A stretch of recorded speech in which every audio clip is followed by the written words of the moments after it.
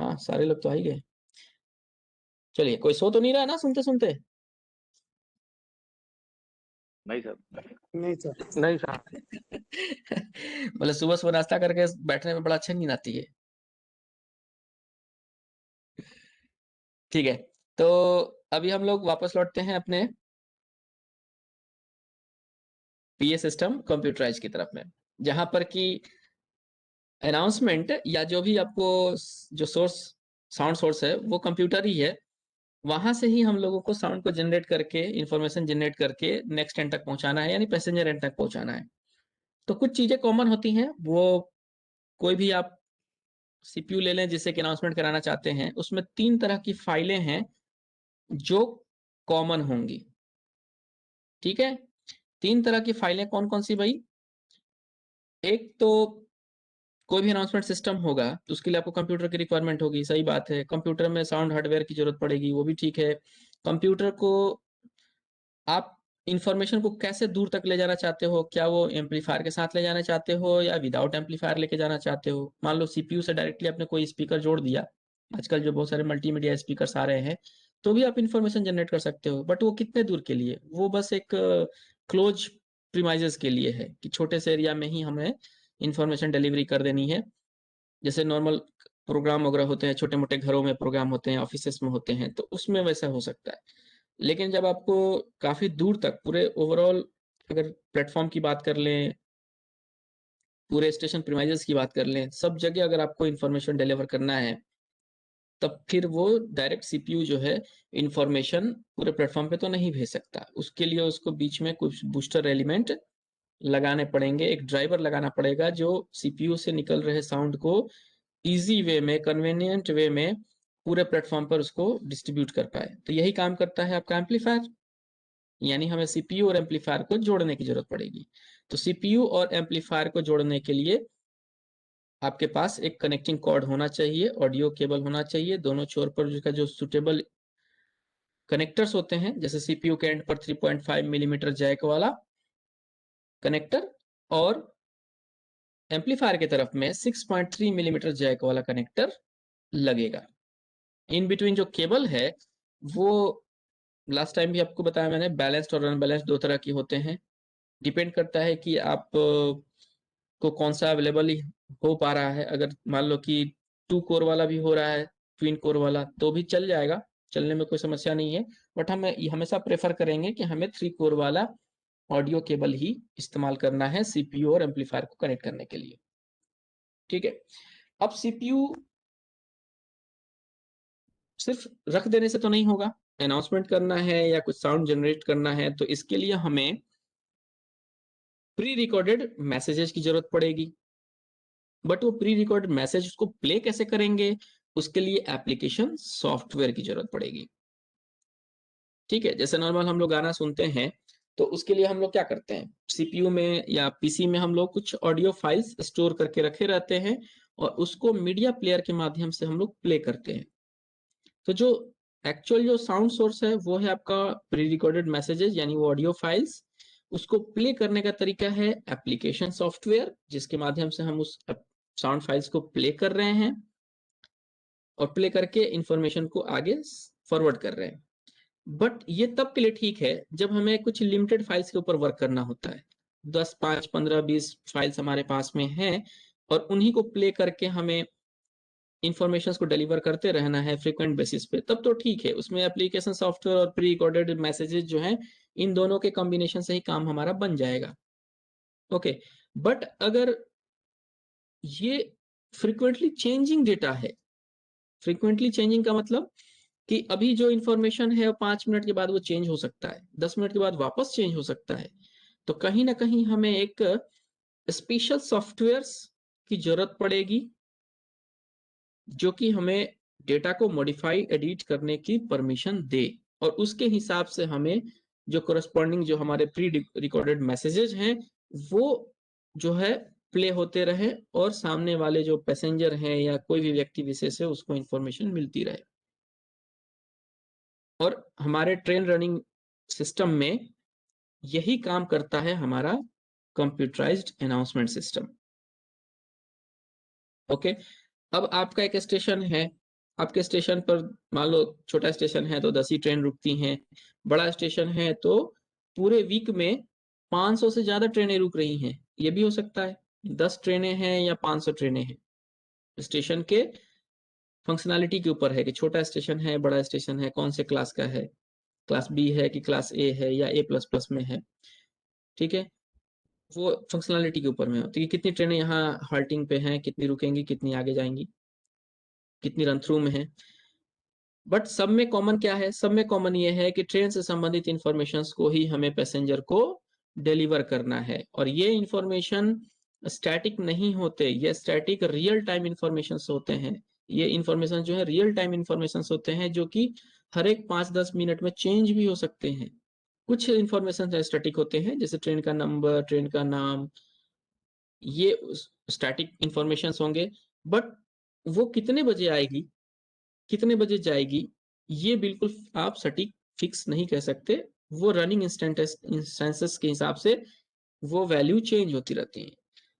Platform की बात कर लें, प्लेटफॉर्म भी आपने पहले से डिसाइड कर रखा है, बहुत सारी ट्रेनों को हमने डिसाइड कर रखा होता है कि हाँ ये इसी प्लेटफॉर्म पर आके रुकेगी। बहुत बार क्या होता है, वो प्लेटफॉर्म्स चेंज होते हैं, यानी ये डेटा भी चेंज हो गया।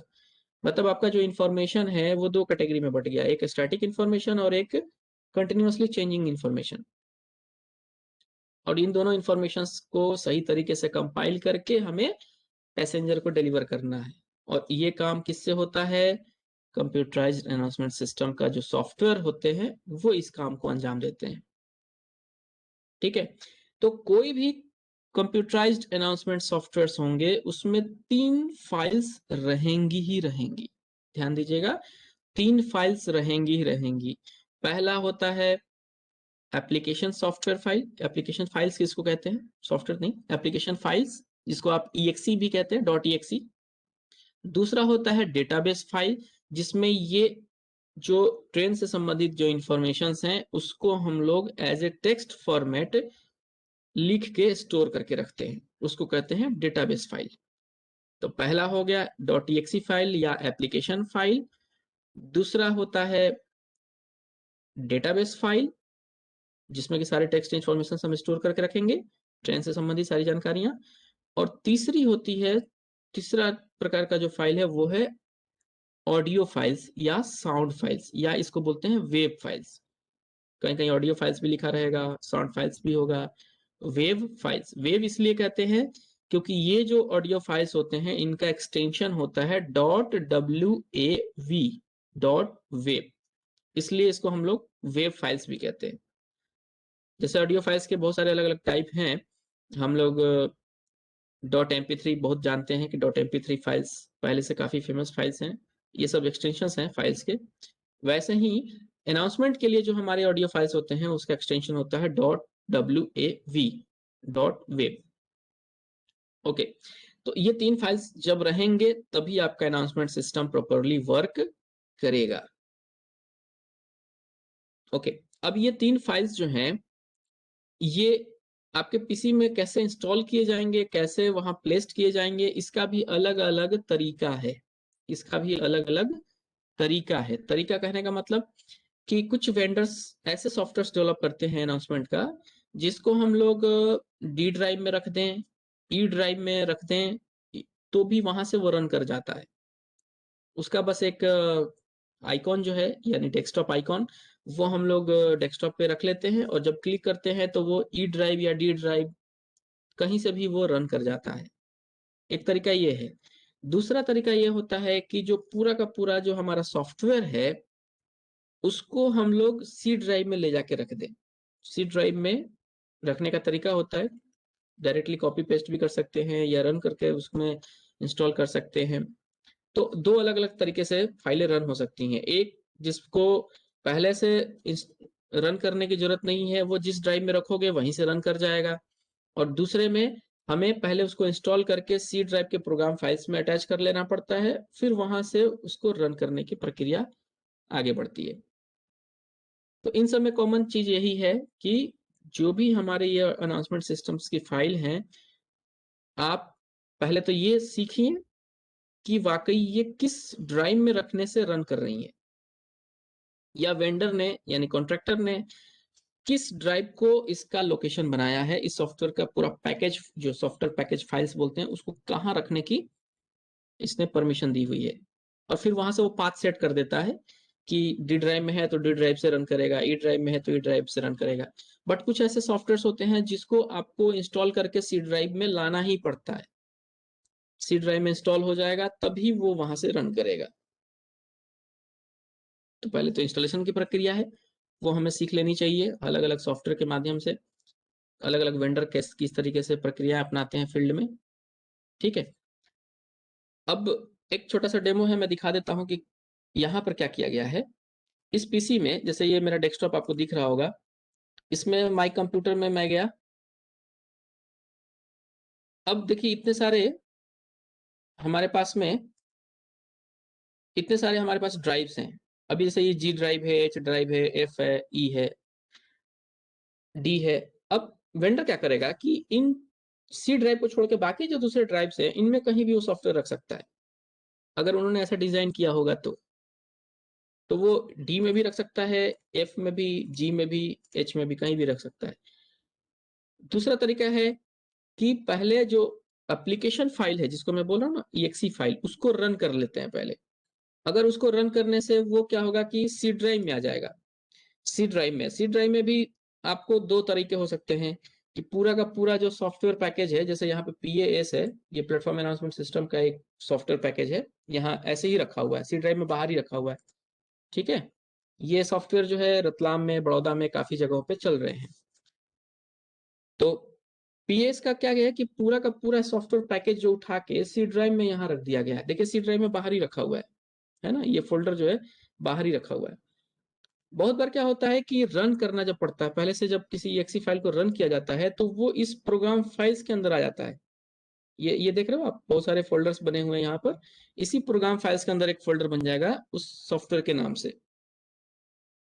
ठीक है, तो सी ड्राइव में भी रन करने का दो तरीका होगा कि पूरा का पूरा सॉफ्टवेयर ही उठा के लाके सी ड्राइव में रख दिया बाहर ही, और दूसरा कि EXE फाइल को रन करके पहले इस प्रोग्राम फाइल्स में उसको अटैच कर दिया जाता है। जैसे ये सारे नाम जो दिख रहे हैं ना, वैसे ही एक नाम, उसी नाम का फोल्डर आपको यहाँ भी दिखेगा। IPIS का या जो भी आजकल नए सॉफ्टवेयर आ रहे हैं अनाउंसमेंट सिस्टम से रिलेटेड, वो यही दिखते हैं। IPIS का फोल्डर यहाँ बन जाएगा, उसमें दिखेगा। या उसी से मिलता जुलता अगर कोई सॉफ्टवेयर है जिसका फोल्डर यहाँ क्रिएट होता हो, तो वो आपको देखना पड़ेगा कि किस नाम से बना है यहाँ। ठीक है, अब हमारे पास एक ऐसा सॉफ्टवेयर है अनाउंसमेंट का, जिसको हमने यहाँ पूरा सॉफ्टवेयर पैकेज को ही उठा के यहाँ कॉपी करके पेस्ट कर दिया है। इसका नाम है PAS, प्लेटफॉर्म अनाउंसमेंट सिस्टम इसका नाम दिया है इनने, कंपनी वालों ने। इसको ओपन करके देखें कि क्या क्या है इसमें। देखिए इसमें कुछ फाइल्स जो है पहले से आपको उपलब्ध मिलेंगी। ये है डेटाबेस फाइल। आपके पूरे सॉफ्टवेयर में मैंने बोला ना 3 तरह के फाइल होती हैं, EXE फाइल, डेटाबेस फाइल और साउंड फाइल्स। वही 3 फाइल्स मैं आपको यहाँ दिखाता हूँ। ये जो है दूसरे नंबर पर जो आपको दिख रहा है ANN database.mdb जो लिखा हुआ है, अनाउंसमेंट database.mdb, ये डेटाबेस फाइल है।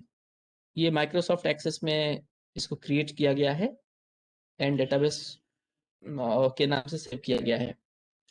अब यहाँ पे एक चीज और सीखने की है कि ये डेटाबेस अगर हम मान लो किसी कुछ भी ट्रेन से संबंधित इंफॉर्मेशन इसमें अगर एडिट या मॉडिफाई करते हैं, तो सब कुछ इसी में आके स्टोर हो रहा होगा।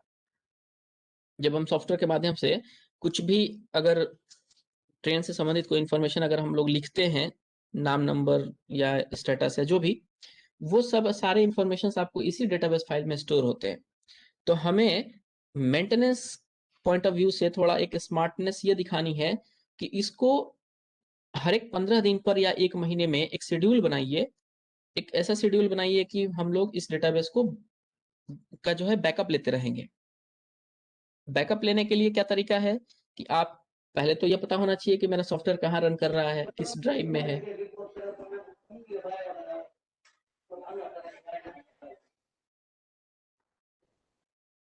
आपकी आवाज नहीं आई।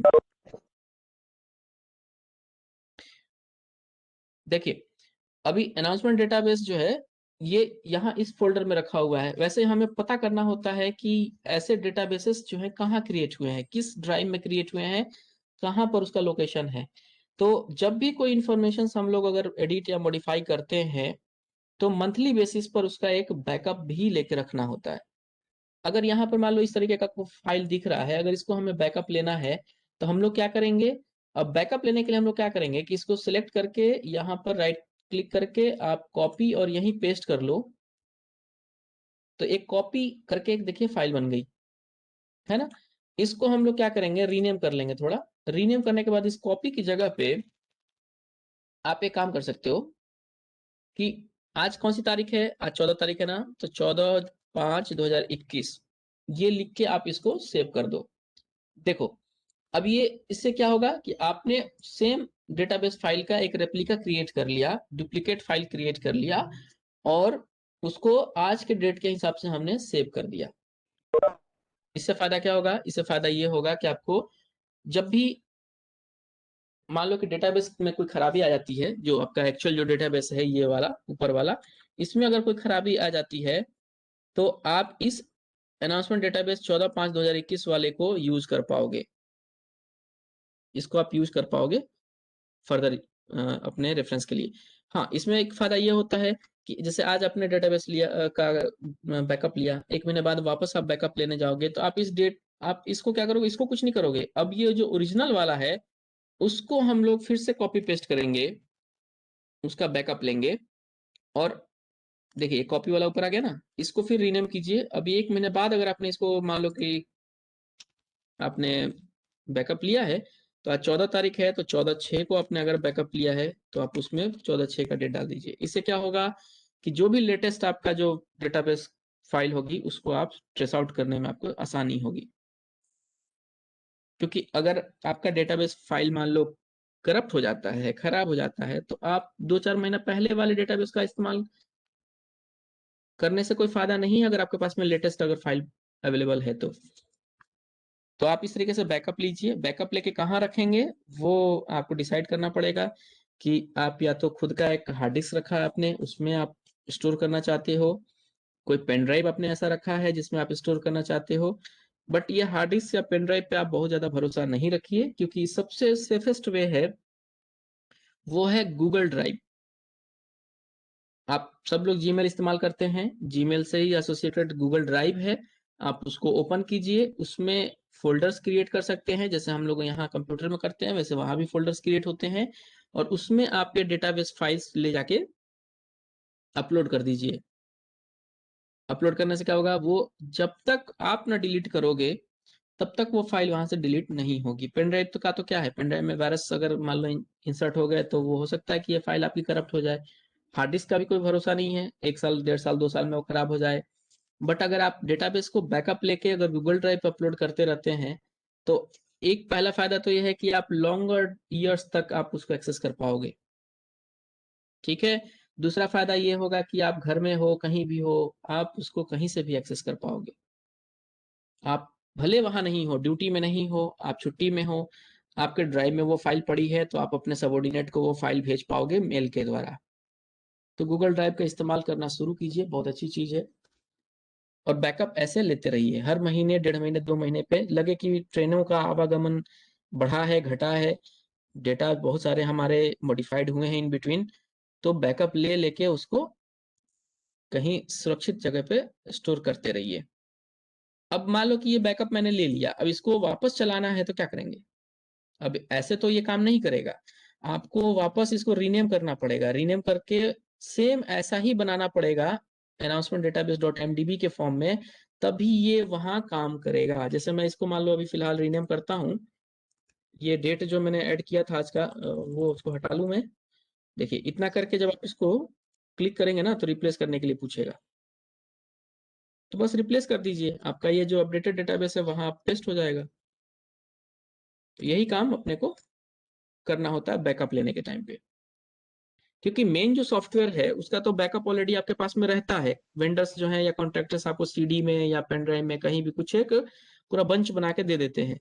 जो सबसे फ्रिक्वेंट चेंजिंग जो फाइल है वो है डेटाबेस फाइल, और डेटाबेस तो एक बार कॉन्ट्रैक्टर बना के आपको दे के चला जाएगा। अब जो भी नई ट्रेनें आ रही हैं जा रही हैं, कुछ मानसून टाइम के हिसाब से उनके आवागमन का जो आगमन प्रस्थान का जो समय है वो चेंज होता है। तो अनाउंसमेंट डेटाबेस की जो फाइल है उसमें भी हमें बहुत सारे जो है कॉरेस्पॉन्डिंग चेंजेस करने पड़ते हैं, तब उनका बैकअप लेना बहुत ही ज़रूरी हो जाता है। अगर डेटाबेस फाइल आपके पास में है, तो 2 मिनट में जो आप काम कर लोगे, अगर नहीं है तो 2 दिन भी लग जाएँगे। नहीं तो सारी ट्रेनों का लिस्ट लेके अगर फिल करना पड़ा और आप बड़े स्टेशन पे अगर आपकी नौकरी हो रही है, तो फिर बहुत ही मुश्किल काम हो जाता है ये। इसलिए बैकअप लेना ज़रूरी है और स्मार्टनेस दिखाना इसमें तो और भी ज़रूरी है। तो बैकअप लेने आप भी सीखिए, आपके जो नीचे टेक्नीशियन रहेंगे उनको भी बताइए कि कैसे बैकअप लेना होता है। और डेटाबेस फाइल का तो ज़रूर बैकअप लीजिए, चाहे वो अनाउंसमेंट सिस्टम का डेटाबेस फाइल हो, आईपीआईएस का डेटाबेस फाइल हो, या कोई और ऐसी सिस्टम चल रही हो जिसका डेटाबेस आपको पता है कि हाँ, हमें इस फ़ोल्डर में जाके यहाँ मिल जाएगा। उसको आप हर एक 1.5 महीने, 2 महीने, 3 महीने के भीतर पे एक शेड्यूल बना लीजिए कि हमें डेटाबेस का बैकअप लेना है। चलिए, तो डेटाबेस के बाद अब बढ़ते हैं बाकी जो 2 फाइलों की बात मैं कर रहा था, वो इसमें हैं। बस इसको लार्ज करता हूँ ताकि आपको और क्लियर दिखे। देखिए, थोड़ा और बड़ा कर देता हूँ। अभी यहाँ पर ये ग्रीन कलर का जो सिंबल आप देख रहे हो, यहाँ पर यही है एप्लीकेशन फाइल जिसको हम लोग कहते हैं .exe फाइल। इस सॉफ्टवेयर का exe फाइल, एप्लीकेशन फाइल जो है यहीं पर है। बहुत सारे सॉफ्टवेयर अलग-अलग तरीके से इंस्टॉल होते हैं। यहाँ पर ऐसा है कि exe फाइल भी इसी फ़ोल्डर के अंदर दे दिया है। अब इसी को रन करेंगे ना, यहाँ से ही रन करेंगे तो रन हो जाएगा। अगर चाहते हैं कि नहीं हम इसका एक शॉर्टकट बना लें डेस्कटॉप पे, तो आप ऐसे राइट क्लिक करके आप इसको send to desktop, create shortcut जो है ना, ये कर लेंगे तो देखिए यहाँ पर ये शॉर्टकट इसका बन गया। सेम वही चीज़ है। अब मैं बैक जाके दिखाता हूँ आपको। ये एक चीज़ ध्यान रखिएगा, मैं जो अभी सिखाने की कोशिश कर रहा हूँ आपको। आपको मान लो कि ये तो मैं सॉरी सी ड्राइव में आके मैं बता रहा था कि सी ड्राइव में रखा हुआ है, क्योंकि मुझे पता है कि ये फ़ोल्डर, ये फाइलें पूरी यहाँ सी ड्राइव में रखी हुई हैं, इस नाम से रखी हुई हैं। बट बहुत बार ऐसा होता है कि हमें पता नहीं चलता कि फाइलें एक्चुअली रखी कहाँ हैं। तो एक बैकएंड है, बैकएंड रास्ता है, मैं वो बताता हूँ। देखिए, ये आइकॉन तो पता है कि अनाउंसमेंट सिस्टम का आइकॉन है। इसको हम लोग क्या करेंगे, सेलेक्ट करके राइट क्लिक करेंगे। राइट क्लिक करने के बाद नीचे प्रॉपर्टीज़ है, प्रॉपर्टीज़ में आएँगे। प्रॉपर्टीज़ में आने के बाद ऐसा एक विंडो ओपन होगा। उसमें यहाँ शॉर्टकट वाला टैब दिख रहा है आपको, बाकी सब टैब जो हैं अभी हिडन है, ये वाला एक्टिव है। तो शॉर्टकट के इसी टैब के नीचे देखिए यहाँ पर ओपन फाइल लोकेशन लिखा हुआ है। ध्यान रखिएगा, ये इसलिए मैं बता रहा हूँ कि बहुत बार कॉन्ट्रैक्टर आपको क्या करेंगे कि सॉफ्टवेयर इंस्टॉल करके चले जाएंगे, फिर आपको पता नहीं चलता कि ये कौन से ड्राइव में इन्होंने इंस्टॉल कर दिया है। तो आप एक पीछे के रास्ते से, आप इसको बैकडोर एंट्री कह सकते हो, कि पीछे के रास्ते से आप जाके ये पता कर सकते हैं कि वाकई ये सॉफ्टवेयर किस ड्राइव में हमें मिलेगा। तो उसके लिए आपने यहाँ सिलेक्ट किया, चलिए मैं वापस एक बार कर देता हूँ। सिलेक्ट किया, राइट क्लिक किया, प्रॉपर्टीज में आए। प्रॉपर्टीज में आने के बाद ये शॉर्टकट वाले टैब में नीचे ओपन फाइल लोकेशन को क्लिक किया हमने। तो देखिए वही सेम फोल्डर, सेम फाइलें ओपन हुई जो अभी मैं थोड़ी देर पहले आपको डेमोन्स्ट्रेट सर कर वो रहा था। आपका वो व्यू थोड़ा छोटा करो ना सर, वो साइड में चला जाता है, वो मेनू जो खुलता है वो आधा ही दिखता है। अच्छा अच्छा, मैं ये छोटा कर दूं? हाँ, तो वो जो सर आप खोल रहे हैं डेस्कटॉप पे, उसको जब राइट क्लिक करके तो उसका जो वो खुल रहा है ड्रॉप डाउन लिस्ट, वो आधी ही दिख रही है। हम लोग जूम करने की सर जरूरत पड़ेगी तो। अच्छा ठीक है, मैं यहाँ पे करता हूँ, साइड भी थोड़ा कर लेता हूँ। इसको या तो हाँ, इसको थोड़ा इधर सरका दीजिए, आप आप फुल दिख रही करो, है। हम लोग जूम कर लेंगे। तो वो कहाँ से अ- जूम कर लेगा? अच्छा, अभी तो आपको दिख रहा है ना, ये हाँ दिख रहा आइकॉन्स, है। आइकॉन्स तो दिख रहे हैं ना? ओके, हाँ दिख रहा है सर। ठीक है ठीक है। अभी मैं इसको सिलेक्ट करके राइट क्लिक करता हूँ तो ये मेन्यूज जो आए ये सब दिख रहे हैं आपको? हाँ दिख रहा है सर। ठीक है, नीचे प्रॉपर्टीज दिख रहा है, प्रॉपर्टीज को मैं क्लिक करता हूँ तो ये इस तरीके से विंडो आ गया। ये भी दिख रहा होगा? दिख रहा है सर। हाँ दिख ठीक है, रहा है सर। Okay okay. तो यहाँ पर शॉर्टकट जो लिखा हुआ है, शॉर्टकट वाले टैब को हमें देखना है। शॉर्टकट वाले टैब में ही नीचे ओपन फाइल लोकेशन लिखा हुआ है। यहाँ पर क्या होता है देखिए, पहले हमारे पास में विंडोज एक्सपी वाले कंप्यूटर चलते थे, विंडोज एक्सपी का, तो उसमें लिखा लिखा होता था फाइंड द टारगेट, या फाइंड टारगेट करके ऐसा शब्द इस्तेमाल होता है वहां पे, फाइंड टारगेट। हाँ, जब से ये विंडोज विस्टा आया, फिर उसके बाद विंडोज 7 आया, 8 आया, 10 आया, तो उसमें फाइंड द टारगेट को हटा के ये शब्दावली इस्तेमाल होने लगी, ओपन फाइल लोकेशन। और ओपन फाइल लोकेशन को जब आप क्लिक करेंगे तो इस तरीके का आपको व्यू मिलेगा। इसमें क्या होगा कि ये जो फाइलें आपकी रखी हुई हैं कौन से ड्राइव में, ये आपको डायरेक्टली लेके चला जाएगा वहां। अब आप इस पाथ को पढ़िए, ऊपर में देखिए लिखा हुआ दिस पीसी विंडोज सी, फिर पीएस, उसके बाद कोड ड्रिल सेटअप, मतलब कि ये सी ड्राइव के भीतर कोई पीएस नाम का फोल्डर है, और पीएस के फोल्डर के भीतर एक कोड ड्रिल सेटअप नाम का भी कोई फोल्डर होगा, जिसके अंदर हमें ये सॉफ्टवेयर रखा हुआ मिलेगा। इसको हम कहते हैं बैकडोर एंट्री। जब कॉन्ट्रैक्टर कुछ इंस्टॉल करके चला गया तो आप उसके फाइल पाथ को पता कर सकते हैं इसी तरीके से। ठीक है, हो सकता है कि ये सी ड्राइव में अभी आया, सी ड्राइव की जगह पे वो डी ड्राइव और ई ड्राइव या एफ ड्राइव में चला जाता है, तो इससे हमें कोई घबराने की बात नहीं है भाई। वो जिस ड्राइव में रखा हुआ है वहीं से तो उसने शॉर्टकट बनाया होगा ना, तो हम ऐसे करके ढूंढते जाएंगे। क्योंकि बहुत बार क्या होता है ना, सॉफ्टवेयर के भीतर बहुत सारे फोल्डर्स होते हैं, बहुत सारे फोल्डर्स होते हैं। अब वो 10-15 फोल्डर के अंदर अगर वो सॉफ्टवेयर का मान लो कोई फाइल पड़ी होगी, तो आप तो ढूंढते ढूंढते उसमें 3-4 घंटे निकल जाएंगे, आपको पता ही नहीं चलेगा कि ये वाकई कहाँ पे रखा हुआ है। तो ऐसे में हम लोग एक को सीधा एक शॉर्टकट है, आप 2-3 सेकंड में आप वहां पहुंच पाओगे। चलिए, तो ये जो फाइल जो हाईलाइट हुई, यही है आपके एप्लीकेशन फाइल .exe फाइल जिसको कहते हैं। ठीक है, इसके साथ में बहुत सारे सपोर्टिंग फाइल्स हैं, ये .dll वाले, इसको रजिस्ट्री फाइल्स कहते हैं। ये सब जरूरत पड़ती हैं इस सॉफ्टवेयर को इंस्टॉल करने के लिए। तो ऐसे ऐसे सॉफ्टवेयर के लिए जो सपोर्टिंग फाइल्स होती है ना, ये भी बड़ा, इनके ऊपर भी ध्यान रखना पड़ता है कि ये सॉफ्टवेयर तभी इंस्टॉल होगा जब इसके साथ में सारे सपोर्टिंग सॉफ्टवेयर भी उपलब्ध हों। अब ये रन कैसे करता है, ये रन करने के लिए इसको .NET फ्रेमवर्क नाम का एक सॉफ्टवेयर है, उसकी रिक्वायरमेंट होती है। .NET फ्रेमवर्क में भी बहुत सारे अलग अलग वर्जन हैं, जैसे वर्जन 2, 2.5, 3, 3.5, 4, 4.5, अभी तो काफी आगे चला गया है, मतलब 7.5 और 8 वर्जन वाले भी इस्तेमाल हो रहे हैं। बट हमारे जो पुराने जो सॉफ्टवेयर चल रहे हैं ना, ये अभी भी .NET वर्जन 3 और 3.5 वाले हैं।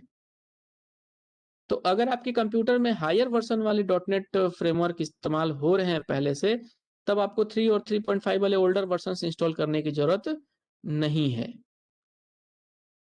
अगर आपके पास में पुराना कोई कंप्यूटर है, आज से 10 साल 15 साल पहले से चल रहा है कभी स्टेशन पे, और उसमें उस कंप्यूटर में अगर हमें इस तरीके के सॉफ्टवेयर इंस्टॉल करने की जब बात आएगी, तब हमें यह ध्यान रखना पड़ेगा कि ये हमारा सॉफ्टवेयर .NET 3.5 के लिए कंपैटिबल है या 3 के लिए कंपैटिबल है, और वो सॉफ्टवेयर .NET फ्रेमवर्क 3 और 3.5 आपके उस कंप्यूटर में भी इंस्टॉल करना पड़ेगा, अगर पहले से नहीं है तो। सपोर्टिंग सॉफ्टवेयर का बहुत बड़ा रोल है, और ये चीजें अचानक से देखिए समझ में नहीं आती।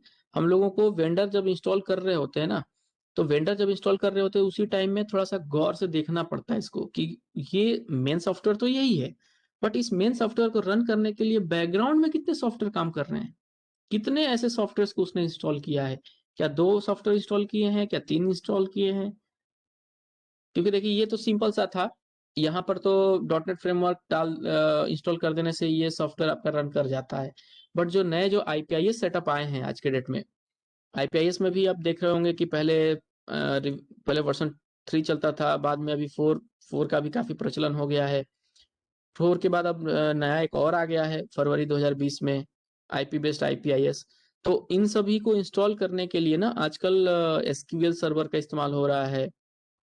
ठीक है, SQL सर्वर है, फिर वो एक टास्क शेड्यूलर बोलते हैं, उसके 2-3 सॉफ्टवेयर्स हैं, वो इंस्टॉल करने पड़ रहे हैं। मतलब आप काफी हाई एंड सॉफ्टवेयर्स हम लोग आज के डेट में इंस्टॉल कर रहे हैं अपने सॉफ्ट सेटअप को रन करने के लिए, क्योंकि अब जो हमारे जो सेटअप आ रहे हैं ना, वो सब वेब ब्राउजर वाले आ रहे हैं।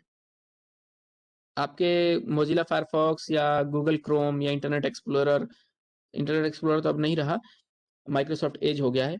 तो ये 3 जो अलग-अलग वेब ब्राउज़र्स हैं, उनके ऊपर ऑपरेट होने वाले सॉफ्टवेयर आज के डेट में हमारे टेलीकॉम में आने लगे हैं। तो ये वेब ब्राउज़र पे रन कैसे कर रहे हैं? ये अचानक से रन नहीं कर रहे हैं। इनको रन करने के लिए बैकग्राउंड में 2-3 सपोर्टिंग सॉफ्टवेयर भी इंस्टॉल करने पड़ रहे हैं। तो वो सारे सॉफ्टवेयर हैं कौन आखिर? इसकी जानकारी आपको पहले दिन से लेनी पड़ेगी, तभी आप क्लियरली पता कर पाओगे। मैं एक और डेमो आपको दिखाऊँगा, आईपीआईएस जब पढ़ रहे होंगे कि जो आईपीआईएस जो हम लोग इंस्टॉल कर रहे हैं, मेरे कंप्यूटर में जो ऑफिस का जो पीसी है मेरा, उसको एक्सेस करके मैं आपको रिमोटली दिखाऊँगा कि इस आईपीआईएस को रन करने के लिए कितने दूसरे जो सॉफ्टवेयर्स हैं, वो पहले इंस्टॉल करने पड़े हैं। उनका कॉन्फ़िगरेशन करना पड़ा है, तब जाके ये आपका आईपीआईएस का जो पूरा पेज है, ये वेब ब्राउज़र के ऊपर दिखता है, यानी को गूगल क्रोम के ऊपर या मोजिला फायरफॉक्स के ऊपर दिख रहा है। अगर हम वो सारे सॉफ्टवेयर्स इंस्टॉल ना करें, तो रन करेगा ही नहीं। तो ये सपोर्टिंग सॉफ्टवेयर्स का बहुत बड़ा रोल है, मेन सॉफ्टवेयर को जो है रन करने के लिए। चलिए, तो ये .exe फाइल है या एप्लीकेशन फाइल है। डेटाबेस फाइल मैंने आपको पहले बता दिया, 2 फाइलें हमारी कंप्लीट हो गई। अब ये तीसरी फाइल है जिसको कहते हैं web file, sound file, audio file. अब ये बहुत सारे वेंडर्स जो हैं, यहाँ देखिए वेब लिखा हुआ है, तो ये कंपनी वालों ने यहाँ वेब नाम इस्तेमाल किया है। बहुत सारे कंपनी वाले यहाँ साउंड लिखते हैं और बहुत सारे ऑडियो भी लिखते हैं। तो ये तो नॉमिनेशंस है, कौन कैसे करता है, बट सबका काम एक ही है कि इस फोल्डर के अंदर सिर्फ ऑडियो फाइल्स ही रहेंगी, जिसको हम कहते हैं प्री रिकॉर्डेड मैसेजेज। इसके अंदर हमेशा ऑडियो फाइल्स ही होंगी। अब ये ऑडियो फाइल्स किस किस तरीके की हैं, आप थोड़ा सा अगर देख पा रहे होंगे अपने स्क्रीन पे, तो देख रहे होंगे एक में अल्फाबेट, फिर लिखा हुआ बजे, सिटीज, काउंट, डिले, ऐसे करके general, platform, route, stations, train type और टीआर नेम, और फिर नीचे ये डिजिट्स लिखे हुए हैं। और डिजिट्स में भी 0E, 0G, 0H इस तरीके के लिखे हुए हैं, यानी E for English, G for Gujarati, H for Hindi. English, Hindi, Gujarati, ऐसे हमें संख्याओं की जरूरत पड़ती है 0 से लेकर 9 तक, यहाँ खैर 10 तक है। तो 0 से लेकर 9 तक की संख्याओं का ज्यादातर हम लोगों को जरूरत पड़ती है। इन्हीं संख्याओं का उपयोग करके हम लोग ट्रेन के नंबर्स और जो भी अनाउंसमेंट्स हैं क्रिएट करते हैं। चलिए, तो अब इसमें से कुछ मेन फोल्डर्स हैं जिसको आपको ध्यान रखना चाहिए, वो है स्टेशंस।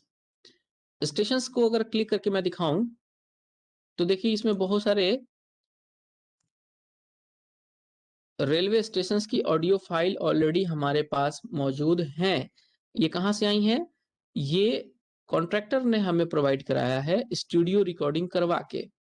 स्टूडियो रिकॉर्डिंग का मतलब क्या हुआ कि किसी अच्छे अनाउंसर को एक एकॉस्टिक स्टूडियो में बिठा के उनसे अलग अलग शब्द अनाउंस करा के उसको रिकॉर्ड कराया जाता है। लेकिन रिकॉर्ड करने के बाद एक चीज जो देखेंगे कि ये सारे जो फाइल्स होती हैं, सभी का एक्सटेंशन .wav होता है। देखिए यहाँ पे टाइप ऑफ फाइल लिखा हुआ है, आपको स्क्रीन पे थोड़ा सा दिखेगा, जूम कर लीजिएगा।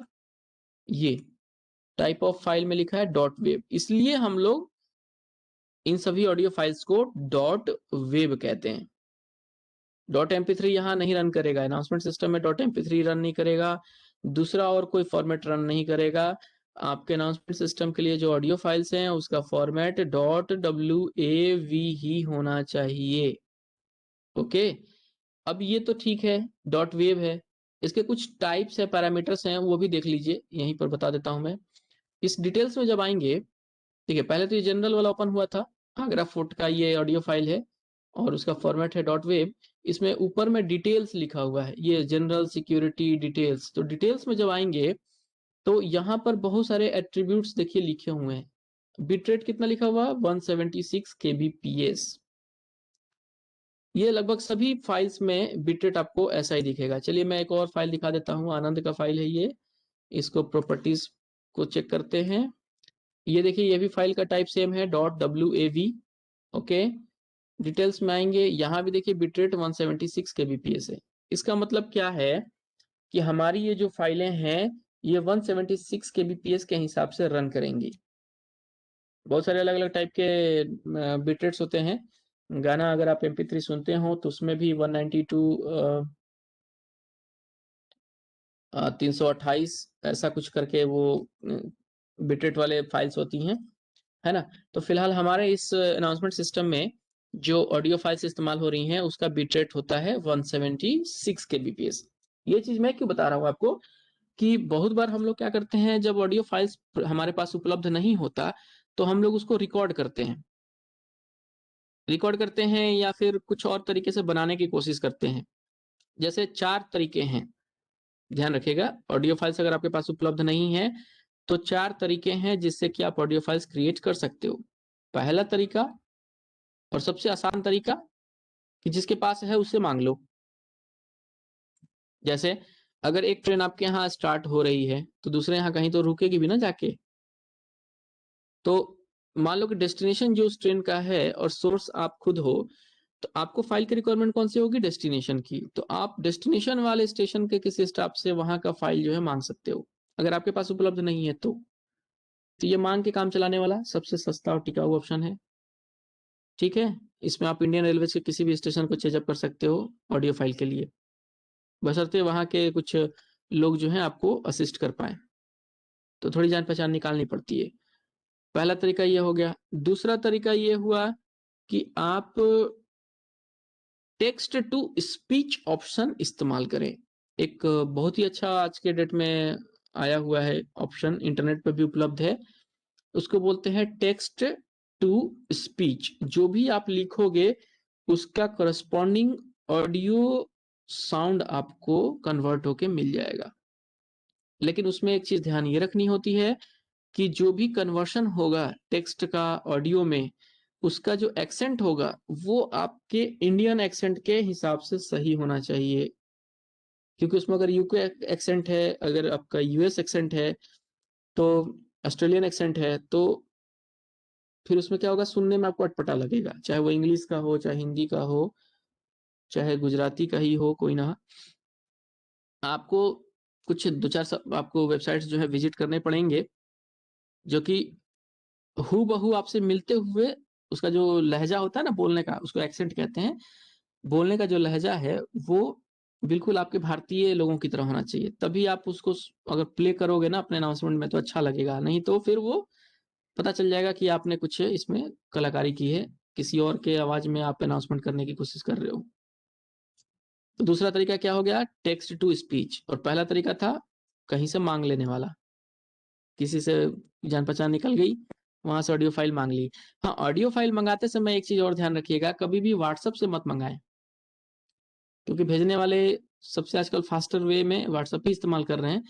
तो ऑडियो फाइल्स कभी भी व्हाट्सएप के थ्रू ना मंगाएं। जब भी मंगाना हो मेल के माध्यम से मंगाएं। उसमें क्या होता है कि व्हाट्सएप से अगर आप मंगाते हैं ना, तो डॉट वेव का जो फाइल है वो कन्वर्ट हो जाता है व्हाट्सएप के हिसाब से, और वो I think dot AAC file बन जाती है। ठीक है, तो व्हाट्सएप की जो अपनी जो लेन देन के लिए जो फाइल टाइप है ना, उसमें वो कन्वर्ट कर देगा उसको, तब आपके मोबाइल पर आएगा। फिर आप उसको डाउनलोड करेंगे तो देखेंगे कि डॉट वेव ना रह के ये डॉट AAC ऐसा कुछ फाइल बन गई है। तो हमारा पर्पस सॉल्व नहीं होगा। जितना आसान बनाने के लिए हमने मांगा था ना, अब उससे टेढ़ा हो जाएगा कि आप ऑनलाइन जाके इंटरनेट पे सर्च कीजिए, अब उस डॉट AAC फाइल को वापस डॉट वेब में कन्वर्ट कीजिए। तो इससे बचने के लिए कभी भी ऑडियो फाइल्स अगर किसी से मंगानी हो तो हमेशा ईमेल के माध्यम से ही मंगाएं। वो डॉट वेब अपलोड करेगा, आपको भी डॉट वेब ही मिलेगा, आपको बस लाके कॉपी पेस्ट करना रहेगा। चलिए, तो पहला 2 हो गए। तीसरा है अनाउंसमेंट के जो शब्द हैं उनको किसी महिला के द्वारा बोल के रिकॉर्ड कराया जाए।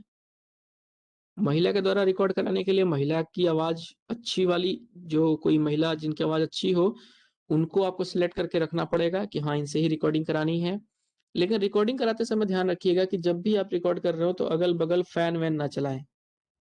फैन बिल्कुल बंद कर दें थोड़ी देर के लिए, बिल्कुल पिन ड्रॉप साइलेंस वाली जगह चूज कीजिए और वहां उनसे रिकॉर्ड कराइए, नहीं तो इसमें क्या होता है कि वो फिर आपकी जो क्लैरिटी है फाइल की वो प्रॉपर नहीं मिल पाती।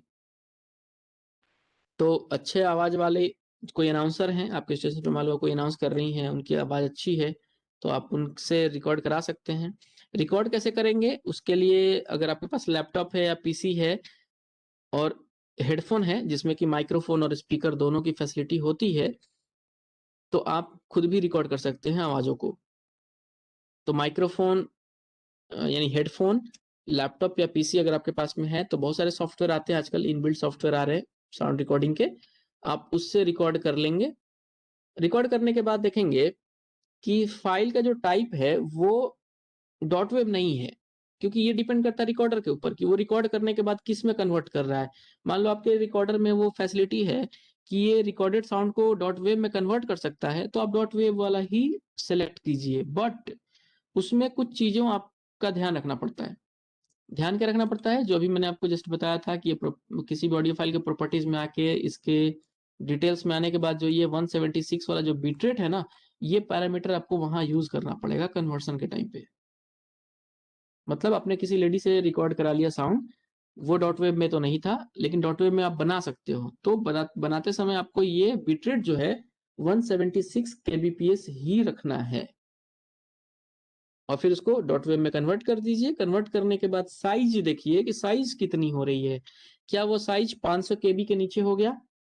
अगर वो 500 kb के नीचे आ गया तब तो वो आपके अनाउंसमेंट सिस्टम के साथ में कंपैटिबल हो जाएगा, इसलिए साइज पर भी ध्यान रखें।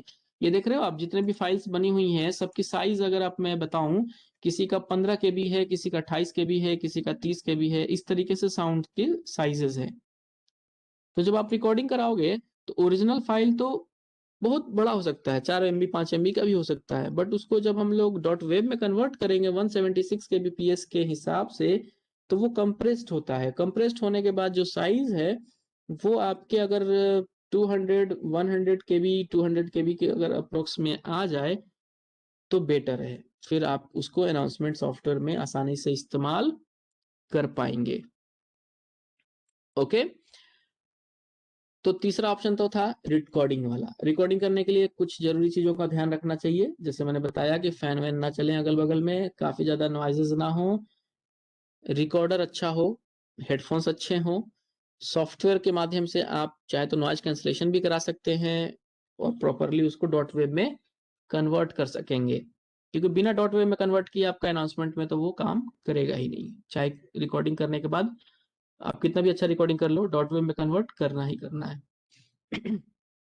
चौथा जो काम है वो है एक एडिटिंग टूल है जिसको बोलते हैं हम लोग web pad editor. Web pad editor के थ्रू आप एडिटिंग कीजिए, लेकिन उसमें क्या होता है कि उसके लिए आपको पहले से कुछ फाइल्स उपलब्ध होंगी तो ही आप उसको एडिट कर पाओगे। यहाँ एडिटिंग एडिटिंग का मतलब क्या होता है कि आपको कुछ एक नया शब्द बनाना है, तो उस नए शब्द को बनाने के लिए पहले उससे मिलते जुलते शब्द वाले ऑडियो फाइल्स आपके पास में होने चाहिए। जैसे एक एग्जांपल लेता हूं मैं गाजीपुर का, गाजीपुर सिटी, ठीक है। अब गाजीपुर जो है यूपी में आता है, हो सकता है कि गाजीपुर पर के स्टेशन पे कोई आपके जान पहचान वाले हैं, तो आप उनसे गाजीपुर सिटी का ऑडियो फाइल अगर आपको रिक्वायर्ड है, आपकी कोई ट्रेन मान लो यहाँ से गाजीपुर सिटी जाती है, जैसे एक ट्रेन है बांद्रा गाजीपुर सिटी और वो वाया बड़ौदा रतलाम होके जाती है, तो अगर आपके स्टेशन पे ठहराव है उसका तो जाहिर सी बात है कि आपको गाजीपुर सिटी का फाइल चाहिए होगा। तो गाजीपुर सिटी की फाइल आपको मिलेगी कैसे, आपके पास में पहले से है तब तो बहुत लकी हो आप, नहीं है तो आप इन बाकी के जो 3 ऑप्शन, जो मैंने 2 ऑप्शंस बताए वो भी चूज कर सकते हो, और अगर आप मांगे के मिल गया तब तो सबसे बेहतर है वो। बट अगर नहीं मिला, तीनों आपके ऑप्शंस पहले वाले फेल हो गए, आपके पास में कोई आशा लग रहा है कि नहीं कर पाऊंगा मैं, तब आप एडिटिंग टूल का सहारा लीजिए, और एडिटिंग टूल को सीखना जरूरी है, तभी आप एडिटिंग कर पाएंगे। अब गाजीपुर सिटी का मान लो जीसीटी उसका कोड है, गाजीपुर सिटी का जीसीटी, तो अभी हमें मान लो कि गाजीपुर सिटी की फाइल बनानी है नए तरीके से, तो पहले तो मिलते जुलते शब्द ढूंढिए। तो गाजी शब्द हमें कहाँ से मिलेगा, गाजियाबाद से, तो यानी गाजियाबाद का यहाँ पे ऑडियो फाइल होगा, GZB करके कोड है ना, तो गाजियाबाद का फाइल मान लो हमारे पास में उपलब्ध होगा। हाँ देखिए यहाँ पर गाजियाबाद का फाइल है हमारे पास में है। ठीक है, इसको हम लोग नजर में रखेंगे कि हाँ हमारे पास गाजियाबाद है। अब पूर चाहिए, गाजीपुर में गाजी मिल गया गाजियाबाद से। पूर जो है वो तो बहुत सारे स्टेशन है, कानपुर है, नागपुर है, कहीं से भी पूर आप चाहे तो यूज कर पाएंगे। और सिटी, सिटी भी बहुत सारे हैं, आगरा सिटी है, अंबाला सिटी है, जयपुर सिटी है। आप जहां भी जिस स्टेशन में सिटी आता हो, बेंगलोर सिटी है, उसका सिटी वाला पार्ट जो है आपके काम का है। तो अब आता है बात की ये 3 अलग अलग फाइलें हमारे पास में उपलब्ध हैं, उन तीनों में से हमें क्या क्या लेना है। तो गाजियाबाद से गाजी को कट करना है, कानपुर से पूर्व को कट करना है, और अंबाला सिटी या जो भी कोई दूसरी शहर है जिनमें सिटी लगा हुआ है उनके सिटी वाले शब्द को कट करना है ना। तो अब कट कैसे करेंगे, एडिटिंग टूल का इस्तेमाल कैसे करेंगे, इसका एक छोटा सा मैं डेमो आपको दिखाता हूं, ध्यान से देखते रहिएगा। अगर कुछ स्टेप्स आपको लगता है कि रिपीट करना चाहिए तो बताइएगा मुझे। उसके लिए हमारे पास एक खास तरह का सॉफ्टवेयर है, एडिटिंग टूल जिसको कहते हैं, उसका नाम है वेब पैड एडिटर। ये फ्री लाइसेंस सॉफ्टवेयर है, ओपन सॉफ्टवेयर है, ओपन सोर्स है। आप इसको नेट से डाउनलोड कर सकते हैं या चाहे तो ऑनलाइन भी ये यूज होता है, ऑनलाइन भी आप कर सकते हैं। मेरे पास ये जो फाइल है ये बहुत पुरानी फाइल है, इसमें कुछ 10 फाइल्स, ऑडियो फाइल्स क्रिएट करने का परमिशन है मुझे। उसके बाद इसको मुझे अनइंस्टॉल करना पड़ता है, तो पहले इंस्टॉल किया है मैंने इसको। 10 फाइल जब क्रिएट हो जाएंगी, बन जाएंगी, तो ये कहेगा कि आप इसको रजिस्टर कीजिए। वो जो मॉनेटरी जो आपके लाइसेंसेस होते हैं वो आपको इम्प्लीमेंट करने पड़ेंगे।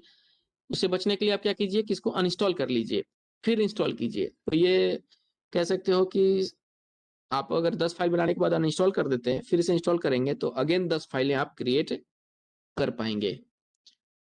अब देखिए, जब आप इस सॉफ्टवेयर को ओपन करेंगे, ये सॉफ्टवेयर मैंने कहाँ से ओपन किया था वो दिखा दूं।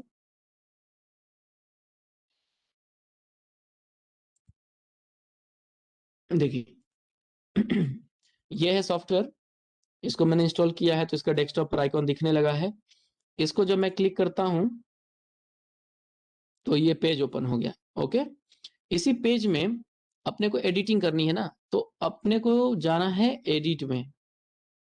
ओपन करने के बाद पहला स्टेप एडिट। एडिट करने के बाद देखिए बहुत सारे इसमें नीचे रिबन्स में बहुत सारे ऑप्शंस आ गए हैं। आपको करना क्या है, पहले गाजियाबाद से गाजी को कट करना है, कानपुर से पुर को कट करना है, और अंबाला सिटी से सिटी को लेना है। ठीक है, तो चलिए मैं एक बार कट करके दिखा देता हूं आपको। आपको स्प्लिट करना है तो पहले तो आपको उन फाइलों को ढूंढना पड़ेगा। तो इसके लिए हम लोग क्या करेंगे, पहले फाइल में आएंगे, फिर ओपन फाइल में जाएंगे। ओपन फाइल में जाने के बाद आपको ये पूछेगा कि ये जो फाइलें आप लेना चाहते हो किस ड्राइव से लेना चाहते हो। तो मुझे पता है कि मेरा जो फाइल, मेरी जो जो जरूरत की जो फाइलें हैं वो सी ड्राइव में रखी हुई हैं। तो सी ड्राइव में चलेंगे, सी ड्राइव में आइए, सी ड्राइव में देखिए इस पीएस फोल्डर के अंदर वो ऑडियो फाइल्स रखी हुई हैं। तो मैं एक एक करके क्लिक करते हुए आगे बढ़ता हूँ। इसमें स्टेशंस का जो फोल्डर है ना, इसमें आपको वो गाजियाबाद की फाइल मिलेगी। स्टेशंस को क्लिक कीजिए, गाजियाबाद का कोड अगर आपको पता है तो GZB ढूंढिए इसमें। अगर आपको मान लो कि ऐसे टाइम लग रहा है तो GZB लिख दीजिए, GZB ऑटोमेटिक सिलेक्ट हो जाएगा। ओपन कीजिएगा तो ये गाजियाबाद का पूरा फाइल यहाँ दिखने लगा। अब इसमें से आपको गाजी को कट करना है तो सबसे पहले तो सुनना पड़ेगा कि गाजी बोलता कितनी दूर तक है। तो देखिए इसको मैं प्ले करता हूं, आपको भी शायद सुनाई दे। ओके, अब है तो पूरा गाजियाबाद, बट आप ऐसे करके इसको सेलेक्ट कर पाएंगे। आपको दिख रहा है क्या मैं जो कर रहा हूं यहाँ? दिख रहा है सर। ओके, ओके जी। तो मैं कर्सर के माध्यम से, माउस के माध्यम से ऐसे ड्रैग करके इस तरीके से देखिए मैं आगे बढ़ रहा हूँ। यहाँ लाके छोड़ देता हूँ मैं, यहाँ तक मुझे लग रहा है कि गाजी कंप्लीट होना चाहिए। अब इसको वापस प्ले कर रहा हूँ, देखिए मतलब अभी जी पूरा नहीं आया है। तो चलिए थोड़ा और आगे बढ़ते हैं। हाँ, अब ये गाजी थोड़ा और देख लेते हैं, अच्छा सुनाई दे तो थोड़ा और आगे कर लेते हैं, मतलब गाजी पूरा कंप्लीट हो जाए ऐसा।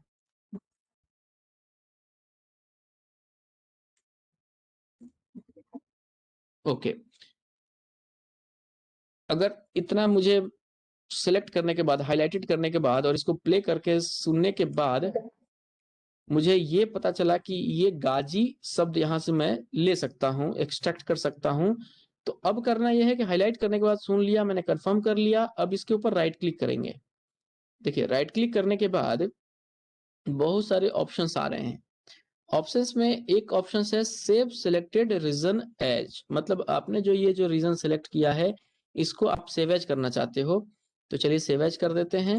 सेव एज करने के बाद आपसे पूछेगा कि आप इसको किस नाम से सेव करना चाहते हो, तो मैं डेस्कटॉप पे रख लेता हूँ फिलहाल थोड़ी देर के लिए, और इसको मैं गाजी लिख देता हूँ, गाजी। और देखिए सेव एज टाइप में फाइल टाइप अभी डॉट वेब ही है, तो ये अपने को इंश्योर करना है कि डॉट वेब ही होना चाहिए। सेव एज टाइप में वेब लिखा हुआ है, डॉट वेब, और नाम हमने दे दिया गाजी। ओके, अब इसको सेव कर दीजिए, ये डेस्कटॉप पर जाके सेव हो जाएगा। पहला हमारा काम हो गया, गाजीपुर सिटी में हमें गाजी मिल गया है। अब नेक्स्ट चलते हैं हम लोग, इसको बंद कर देते हैं। इसको बंद करने के बाद अब हम लोग पूर्व वाला स्टेशन ढूंढेंगे, कानपुर, नागपुर। चलो मान लो हम लोग नागपुर देख लेते हैं, एनजीपी। एनजीपी को सिलेक्ट किया हमने इस फाइल में से, फिर ओपन किया। अब ये एनजीपी की फाइल देखिए ओपन हो गई। अब ये लास्ट में ही पुर बोलेगा, ये तो हमें पता ही है, नाग नाग इधर होगा तो पुर इधर होगा। इसको हमने सेलेक्ट किया, एक बार प्ले करके भी देख लेते हैं। देखिए अब ये पुर बोल रहा है, मतलब ये सही है। इसको फिर वैसे ही करेंगे, राइट क्लिक करके save selected region as.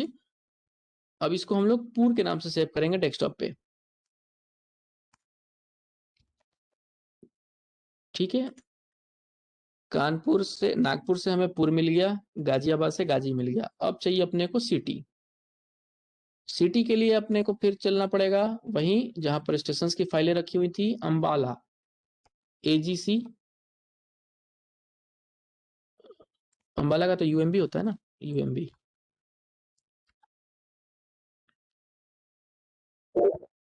Not found, अच्छा चलिए एजीसी कर देते हैं, आगरा, आगरा सिटी का है।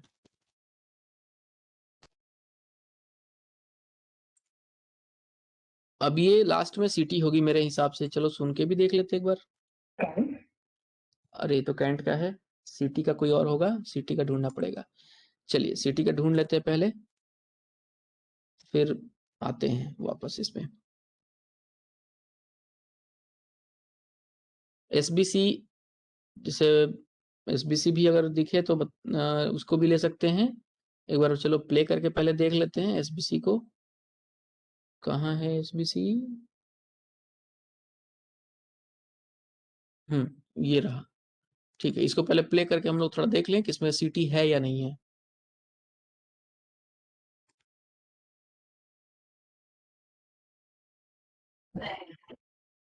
नहीं है, इसमें भी सिटी नहीं है, मतलब आपको सिटी ढूंढना पड़ेगा।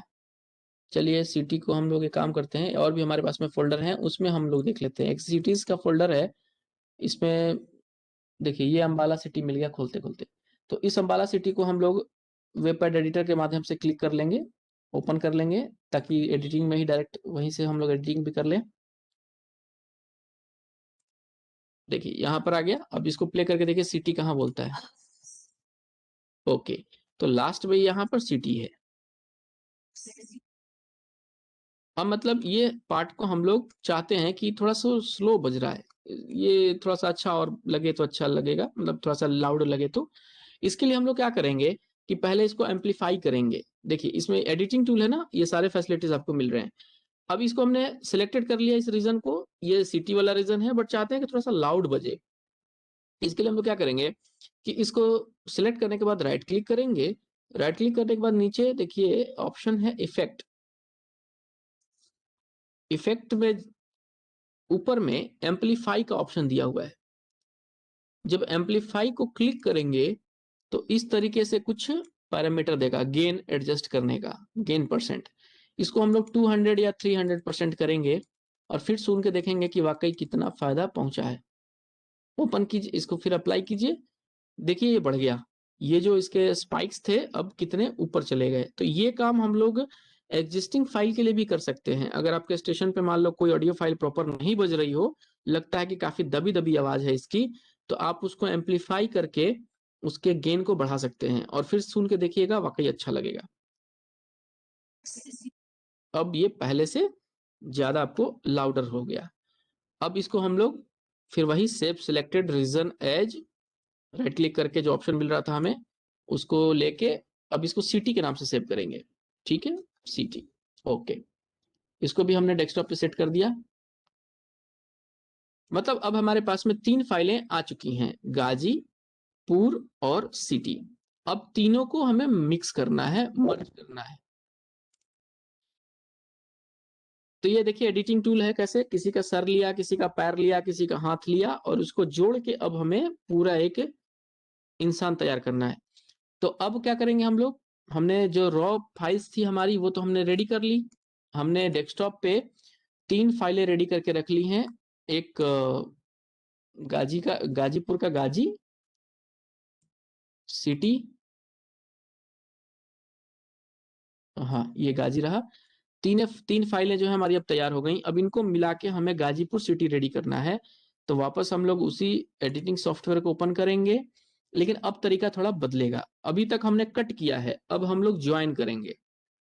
ज्वाइन करने के लिए हमारे पास में देखिए ये जो होम है, होम के बगल में एडिट का ऑप्शन है। होम के बगल में एडिट का ऑप्शन है। एडिट को जब क्लिक करेंगे तो यहाँ नीचे ज्वाइन का एक ऑप्शन दिख रहा है। ज्वाइन को क्लिक करेंगे तो बैच ज्वाइन दिख रहा है। ओके, ये स्टेप्स ध्यान रखिएगा। सॉफ्टवेयर जब ये वेब एडिटर का जब सॉफ्टवेयर ऑन करते हैं तो कुछ इस तरीके से खुलता है। जब हमें ज्वाइन करना होता है तो हमें ये होम के बगल में एडिट में जाना पड़ेगा।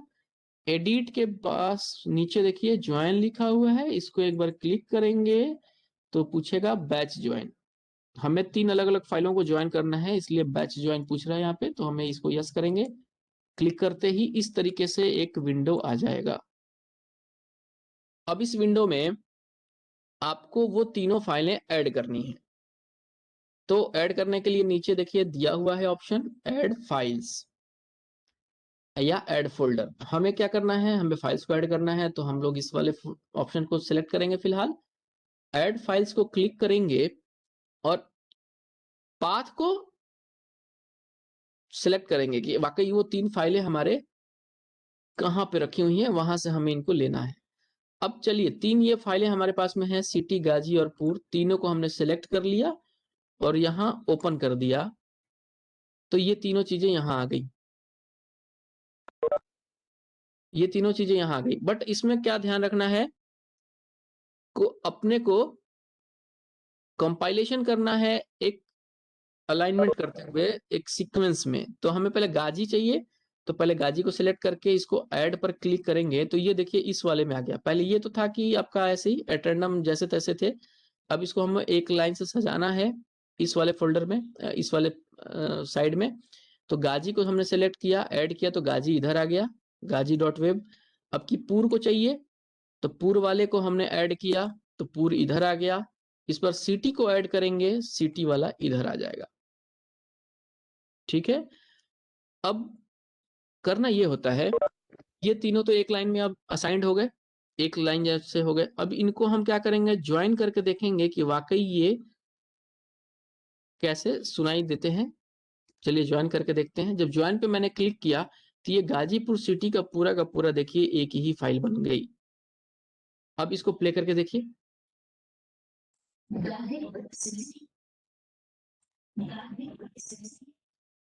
अब इसमें थोड़ा सा शब्द का वो आप देख रहे होंगे कि सिटी जो है किसी और लेडी की आवाज है, गाजी किसी और की है, पुर किसी और की है।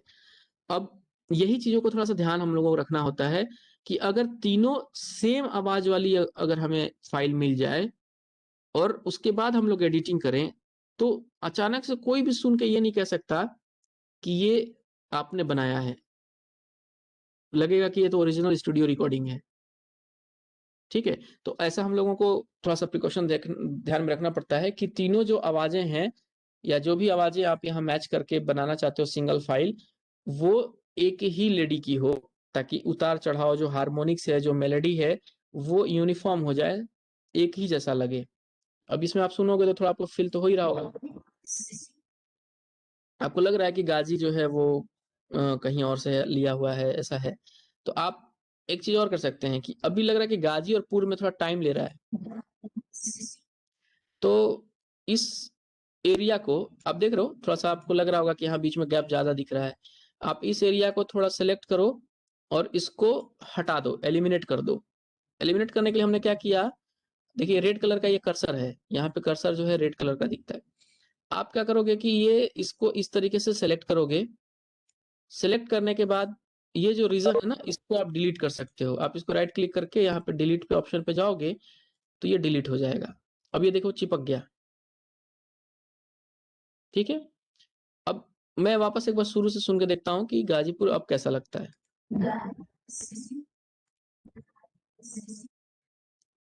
ठीक है, समहाउ पहले से बेटर है।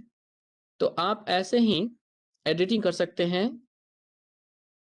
ज्यादा जगह दिख रही है कि लगता है कि गैप ज्यादा हो रहा है, तो आप उसको ऐसे ही सिलेक्ट करके उसको कट करके या डिलीट करके हटा सकते हैं। अगर लगता है कि दो शब्द बिल्कुल पास पास में आ गए हैं, तो आप उन दोनों शब्दों के बीच में साइलेंस भी ऐड कर सकते हैं। साइलेंस ऐड करने से क्या होगा कि वो अब स्पष्ट तरीके से सुनाई देंगे। ठीक है, अभी अभी हमने क्या किया, गाजीपुर सिटी एक फाइल रेडी कर लिया है। अब इसको हम लोग सेव एज करेंगे, इस पूरे फाइल को एक अलग नाम से। इसको नाम देंगे सेव फाइल एज। देखिए पूछ रहा है कि क्या नाम देना चाहते हो, तो फिलहाल डेस्कटॉप पे ही हम लोग इसको सेव कर लेते हैं, GCT, Ghazipur city GCT। Okay,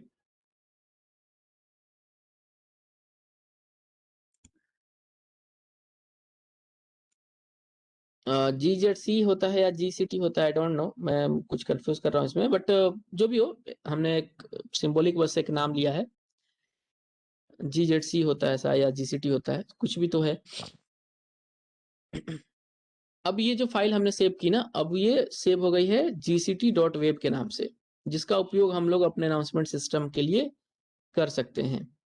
अब इसी फाइल को हम चाहते हैं कि नहीं, इसी फाइल को हम एक और नाम से सेव करें, और वो नाम रखेंगे हम लोग, अब की बार फुल वाला नाम रखेंगे, पूरा गाजीपुर पूरा लिखेंगे, गाजीपुर सिटी। ठीक है, इसको भी सेव कर देंगे। इसका फायदा पता है क्या है? इसका फायदा ये होता है कि अगर आप दो अलग अलग नाम से अगर फाइलें बनाते हो, तो डेटाबेस में अगर किसी ने पूरा गाजीपुर लिख दिया, तो वो जो पूरा नाम लिखा हुआ है गाजीपुर, उससे मिलता जुलता ऑडियो फाइल अगर हमारे सॉफ्टवेयर में होगा तो ही वो प्ले करेगा। क्योंकि यहाँ पर एक सॉफ्टवेयर में एक ड्रॉबैक है कि अगर आपने स्पेलिंग मिस्टेक कर दिया तो फिर वो सॉफ्टवेयर उस फाइल को पिकअप नहीं करता। आपने डेटाबेस में लिख दिया गाजीपुर में जेड इस्तेमाल कर लिया, GAZIPUR, और मैंने ऑडियो फाइल बना दिया है GAJIPUR गाजीपुर, तो वो मिसमैच होने की वजह से अनाउंसमेंट में काम नहीं आएगा। इसलिए जब भी आप ऑडियो फाइल बनाएं तो स्टेशन कोड वाला फाइल जो है सबसे प्राइमरी रखें। स्टेशन कोड वाला फाइल तो, क्योंकि अब एडीआई तो एडीआई ही होना है ना। एडीआई में स्टेशन कोड तो इंडिया में भी कहीं भी चले जाओ एडीआई ही लिखेगा लोग, तो ADI.wave की फाइल होगी तो कोई दिक्कत नहीं आएगी। बट अहमदाबाद जो होता है, अहमदाबाद को लिखने के हजारों रास्ते हो जाते हैं। जिसको इंग्लिश बहुत अच्छी आती है वो कुछ और स्पेलिंग लिखेगा, अगर गुजराती लोग हैं तो अहमदाबाद बोलते हैं, तो वो इंग्लिश में भी अहमदाबाद लिख देंगे, बोलते भी अहमदाबाद हैं, तो इंग्लिश जब लिखने जाएंगे तो अहमदाबाद लिखेंगे। तो अहमदाबाद की फाइल अगर होगी तो ही तो आपको वो पिकअप करेगा ना। इसलिए हम लोग स्टेशन कोड के नाम से ही सेव करके फाइलों को रखते हैं, ताकि सभी के लिए वो कॉमन रहे, सभी के लिए यूनिफॉर्म रहे। फिर भी ऐसा कोई स्टाफ जिसको स्टेशन कोड से ज्यादा मजा आता है कि मुझे फुल नेम लिखने में, तो उनके लिए मैंने ये काम किया, गाजीपुर पूरा लिखा। लेकिन पूरा लिखिएगा, आप हमेशा परेशान रहिएगा इस, क्योंकि लिखने में कोई जाता नहीं है ना किसी को। PUR की जगह पे कोई POOR लिख दिया, फिर क्या होगा? फिर तो वो फाइल जो है पिकअप नहीं होगी वहां से। इसलिए हम लोग हमेशा स्टेशन कोड से ही फाइलों को सेव करें, स्टेशन कोड के नाम से ही। चलिए, अभी आपने क्या सीखा कि कैसे हमने वेबपैड एडिटर का उपयोग करके एक नया स्टेशन का ऑडियो फाइल बनाया जिसका नाम था गाजीपुर सिटी। उसके लिए हमने 3 अलग अलग ऑडियो फाइल्स लिए। गाजियाबाद से गाजी कट किया, फिर नागपुर से पुर को कट किया, और अंबाला सिटी से सिटी को कट किया। और ये तीनों कट करने का जो काम था हमने इसी एडिटिंग टूल से किया, और फिर तीनों को यहाँ लाके इसी सॉफ्टवेयर के माध्यम से हमने उसको ज्वाइन करके एक गाजीपुर सिटी की फाइल क्रिएट कर ली।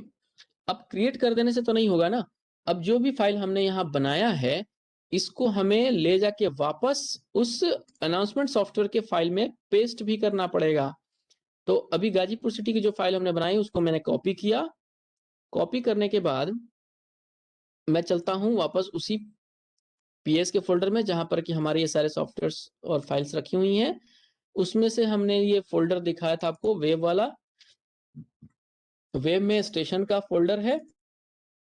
स्टेशन के फोल्डर के अंदर आके आप उसको राइट क्लिक करके पेस्ट कर सकते हैं। कहाँ गया, कॉपी नहीं हुआ लगता है। चलिए इसको पहले कॉपी कर लें, फिर उसके बाद यहाँ आके पेस्ट कर लें।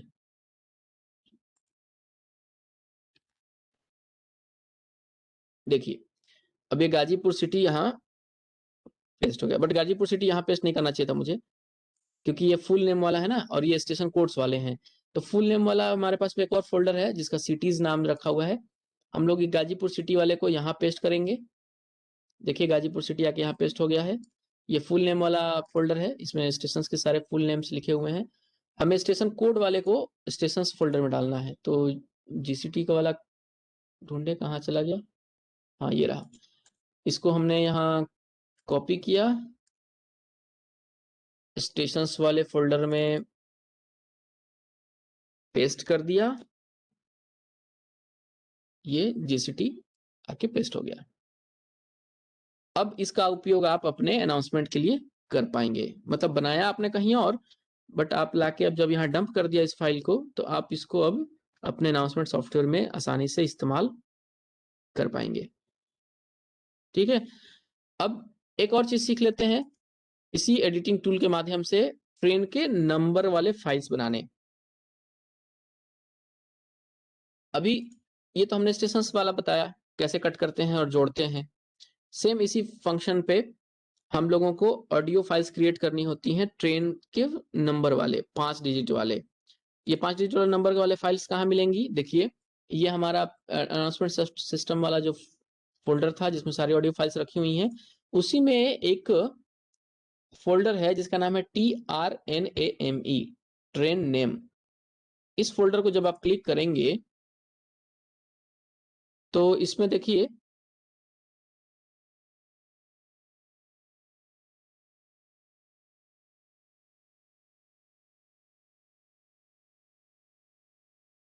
आप जब इसको थोड़ा सा बड़ा करें तो देखिए बहुत सारे ट्रेनों के 5 डिजिट वाले नंबर यहाँ आपको दिख रहे होंगे, और हर एक ट्रेन के फाइल के आगे एक सफिक्स लगा हुआ है EGH, E for English, G for Gujarati, H for Hindi. तो अगर हम लोग मान लो गुजरात रीजन में है तो हमें यहाँ के क्षेत्रीय भाषा का भी इस्तेमाल करना है अनाउंसमेंट के लिए, तो हमें गुजराती भाषा में भी ऑडियो फाइल बनानी है। और ये ऑडियो फाइल रिक्वायर्ड होती हैं हर एक अनाउंसमेंट्स के लिए, चाहे IPIS का सॉफ्टवेयर हो, चाहे ये जो मैं अभी सॉफ्टवेयर आपको दिखा रहा हूँ stand alone software non IPIS वाला, इसमें भी ऐसा ही आपको ऑडियो फाइल बना के रखना होता है। ठीक है, अब ये 5 डिजिट की फाइल बनेगी कैसे, तो सबसे पहले तो हमें रिक्वायरमेंट किस किस चीज की है वो देख लेते हैं। पहले तो जो ट्रेन का नंबर है वो 5 डिजिट का है। मान लो हमारा ट्रेन का नंबर है 1 2 3 4 5, मतलब हमें 5 डिजिट चाहिए इंग्लिश के भी, 5 डिजिट चाहिए हिंदी के, और 5 डिजिट चाहिए गुजराती के। फिर उसके बाद हमारी ये जो ट्रेन है ये कहाँ से कहाँ तक जाती है ये भी हम चाहते हैं कि अपनी ऑडियो फाइल में डाल दें। मान लो ये बांद्रा से जयपुर जाती है, तो बांद्रा का ऑडियो फाइल चाहिए, स्टेशंस वाले फोल्डर में है। जयपुर का ऑडियो फाइल चाहिए, वो भी हमारे पास में ऑडियो फोल्डर में मिल जाएगा स्टेशंस कोड के। और अब ये एक्सप्रेस है कि सुपर फास्ट है कि दुरंतो है, क्या है, इस एक्सप्रेस, सुपर फास्ट और दुरंतो बोलने वाली भी फाइल चाहिए। मतलब 1 2 3 4 5 बांद्रा जयपुर सुपर फास्ट, इतनी सारी फाइलों की रिक्वायरमेंट हमें रहेगी अगर हमें ऑडियो फाइल बनाना है 1 2 3 4 5 E या 1 2 3 4 5 G या 1 2 3 4 5 H। ठीक है, तो ये मान लो कि अप के लिए 3 फाइलें हो गई, अप डायरेक्शन के लिए, तो डाउन डायरेक्शन के लिए भी हमारी ऑडियो फाइल की रिक्वायरमेंट होगी। तो वो 1 2 3 4 5 6 1 2 3 4 6 होगा, उधर से मान लो 5 बन के आ रही थी तो इधर से 6 बन के जाएगी, तो 1 2 3 4 6, तो मतलब 6 का भी हमें ऑडियो फाइल चाहिए होगी। यानी 0 से लेकर 9 तक के डिजिट्स के ऑडियो फाइल चाहिए, इंग्लिश, हिंदी, गुजराती के। और साथ ही साथ ये ट्रेन कहाँ से कहाँ जा रही है अगर हम ये बताना चाहते हैं, या उस ट्रेन का कोई मान लो कि स्पेशल नाम है, जैसे शताब्दी, राजधानी, दुरंतो, हमसफर, है ना, ऐसे बहुत सारे ट्रेनों के नाम के भी फाइल अपने को रिक्वायर्ड होती हैं और वो उसमें ऐड करना पड़ता है। तो देखिए हमारे पास बहुत सारे फोल्डर हैं यहाँ पे, जैसे ये डिजिट्स वाले तो दिख रहे हैं आपको, 0 से लेकर 9 तक के दिख रहे होंगे स्क्रीन पर। स्टेशन कोड में स्टेशन वाले सारे फोल्डर हैं। ट्रेन टाइप्स का एक फोल्डर है हमारे पास में जिसमें अलग अलग टाइप के ट्रेन्स की ऑडियो फाइल यहाँ मौजूद हैं, शताब्दी, दुरंतो, राजधानी, इस तरीके से। तो आप जितने भी ऑडियो सुनते हैं अनाउंसमेंट के टाइम पर, छोटे से छोटे शब्द, छोटे से छोटे आवाजें, सबका ऑडियो फाइल यहाँ उपलब्ध होना चाहिए आपके इस सॉफ्टवेयर में, इस सॉफ्टवेयर फोल्डर में। वो छोटी से छोटे शब्द सभी का ऑडियो फाइल यहाँ उपलब्ध होना चाहिए। अब इसमें DMU, DRM special, EMU, GM special, ये सारी चीजें यहाँ पर हैं। आप इनका उपयोग आप अपने हिसाब से कर सकेंगे। तो चलिए एक फाइल मैं आपको बना के दिखाता हूँ और उसको फाइनली प्ले करके देखेंगे कि वो बजता है तो कैसा लगता है। और उसको फिर बनाने के बाद हम लोग इसी वापस आके फोल्डर में, ये जो वेव के अंदर जो TR नेम का जो फोल्डर है, इसके अंदर डंप करेंगे, तब जाके ये अनाउंसमेंट सॉफ्टवेयर पर वर्क करेगा। ठीक है, तो वापस से स्टार्ट करते हैं आपका वेब पैड एडिटर सॉफ्टवेयर। ठीक है, अभी हमें चाहिए ट्रेन नंबर बनानी है हमें 1 2 3 4 5 और इंग्लिश वाली। तो उसके लिए हम लोगों को यहाँ पर एडिट ऑप्शन में, जैसे 3 फाइलें हमने ज्वाइन की थी वैसे ही अब बाकी सब फाइल भी ज्वाइन होंगी। ऐड फाइल्स में आएंगे। ऐड फाइल्स में आने के बाद अब आपको वो सारे फाइल्स कहाँ रखी हुई हैं वहां जाइए। सी ड्राइव में है ना, सी ड्राइव में आने के बाद अब जरूरी नहीं है कि सी ड्राइव में ही हो, ये ऑडियो फाइल आप जहां रखे हो, पेन ड्राइव में भी रखे हो तो पेन ड्राइव से भी ले सकते हैं। अपने को पाथ देना है, पाथ हमारे हाथ में है कि हम इन फाइलों को कहां से उठाएंगे। चलिए वन को हमने सिलेक्ट किया, देखिए 1 आ गया। अब हमें 2 चाहिए तो यहां से हमें 2 को भी चाहिए। अब इंग्लिश चाहिए तो इंग्लिश ही लेना है, ध्यान रखिएगा। हिंदी बनानी हो तो हिंदी वाली लेनी होगी। फिर 3, उसके बाद 4E हो गया। उसके बाद 5 ले लिया हमने। अब हमें चाहिए, ये ट्रेन बांद्रा से जयपुर जाती है तो हमें बांद्रा की फाइल चाहिए BDTS की। वो कहाँ मिलेगा, इस स्टेशन वाले फोल्डर में। तो स्टेशन वाले फोल्डर से हम लोग BDTS ढूंढेंगे। BDTS कहाँ है, यहाँ रहा BDTS। ओके, अब ये जाती है जयपुर को, तो हम जयपुर को भी चाहते हैं कि ऐड कर लें इसमें। तो जयपुर मान लो JP लिख देते हैं, वहां से डायरेक्ट आ जाएगा। ओके, जयपुर हो गया। अब ये सुपर फास्ट है तो हमें सुपर फास्ट की भी फाइल चाहिए होगी, क्योंकि सुनाना है ना अनाउंसमेंट में। जो भी आप छोटी से छोटी बड़ी बड़ी फाइलें जो आप प्ले कर रहे हो, सबका ऑडियो फाइल हमें कंपाइलेशन के लिए रेडी रखना होता है। तो देखिए सुपर फास्ट के लिए आपके पास में यहाँ फिलहाल सुपर फास्ट मुझे लगता दिख नहीं रहा। चलो एक्सप्रेस ले लेते हैं ना, एक्सप्रेस तो होगा, हाँ एक्सप्रेस है। ओके, अब ये फाइलें हमारी जितने भी रॉ फाइल्स थी जिसकी रिक्वायरमेंट है वो सब हमने ले ली। अब इनको हम चाहते हैं अलाइन करना एक सीक्वेंस में। अब पहले से हमने सीक्वेंस में लिया हुआ है, तब तो डायरेक्ट ऐड ऑल कर देंगे तो चलेगा। ये देखो इधर हमने पहले रॉ फाइल्स ली, फिर उसको अलाइन किया है। अभी आप इसको पढ़ोगे तो 1 2 3 4 5 बांद्रा जयपुर एक्सप्रेस लग रहा है। हाँ, अब अपने को करना यह है जो पहले हमने नहीं किया था, इसमें अपने को करना है इंसर्ट साइलेंस। ध्यान दीजिएगा, इंसर्ट साइलेंस। इंसर्ट साइलेंस में क्या करना है, ये जो 1 2 3 4 5 ये जो फाइल्स हैं, इनके बीच में हम चाहते हैं थोड़ा थोड़ा गैप रहे, ताकि पैसेंजर को सुनने में बिल्कुल असुविधा ना हो, उनको क्लैरिटी मिले कि कौन सी नंबर को अनाउंस किया जा रहा है। इसके लिए हम लोग क्या करेंगे, बीच में 80 मिली सेकेंड का 70-80 मिली सेकेंड का हम लोग एवरेज गैप रखते हैं। 1 के बाद 2 जब बोले ना, उसके बीच में 80 मिली सेकेंड का गैप रखेंगे। और 80 मिली सेकेंड करने के बाद फिर हम लोग यहाँ ज्वाइन पर क्लिक कर देंगे। अभी देखिए जो हमने फाइलें उठाई थी 1 2 3 4 5 वाली, वो सब आपको यहाँ पर एक शायद साथ दिखने लगी। अब इसको आप प्ले करके एक बार सुन के देखिए कैसा लग रहा है।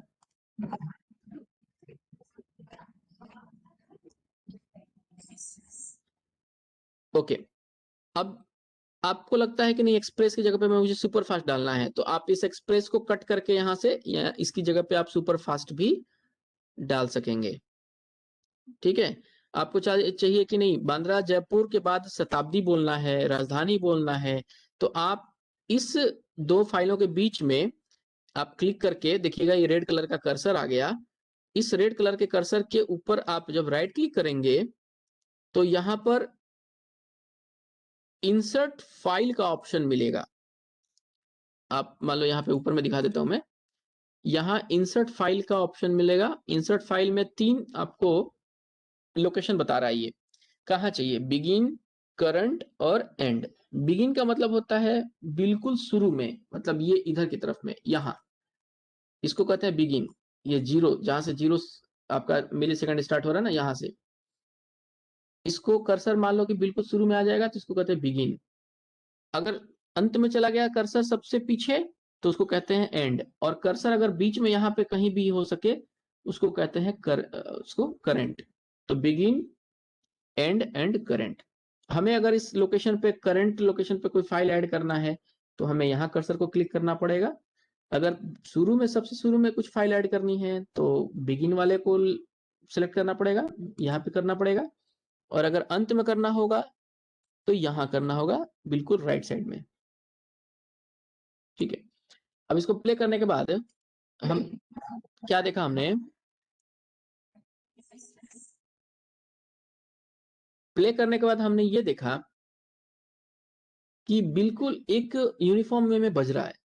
बहुत अच्छी बात है। अगर नहीं तो फिर हमें अगर लगता है कि नहीं हमें थोड़ा यहाँ सेपरेशन बढ़ाना चाहिए, 1 और 2 के बीच में थोड़ा और गैप बढ़ाना चाहिए, 2 3 के बीच में गैप बढ़ाना चाहिए, या पहले से गैप ज्यादा है उसको कम करना है, जैसे यहाँ पे मुझे लग रहा है कि गैप ज्यादा है तो मैं थोड़ा सा इसको कम कर देता हूँ। पहले इसको सिलेक्ट करके और डिलीट, कीबोर्ड से भी डिलीट कर सकते हो आप। डिलीट जैसे ही मैंने क्लिक कीबोर्ड से प्रेस किया, ये जो सेपरेशन था, जो साइलेंस था, साइलेंस जोन, इसका ड्यूरेशन मैंने कम कर दिया। यहाँ भी मुझे लग रहा है कि ज्यादा है, इसको भी मैं थोड़ा कम कर देता हूँ। तो ऐसे करके आप मैनुअली एडिट कर पाओगे और फिर सुन के देखोगे आपकी कैसा लग रहा है।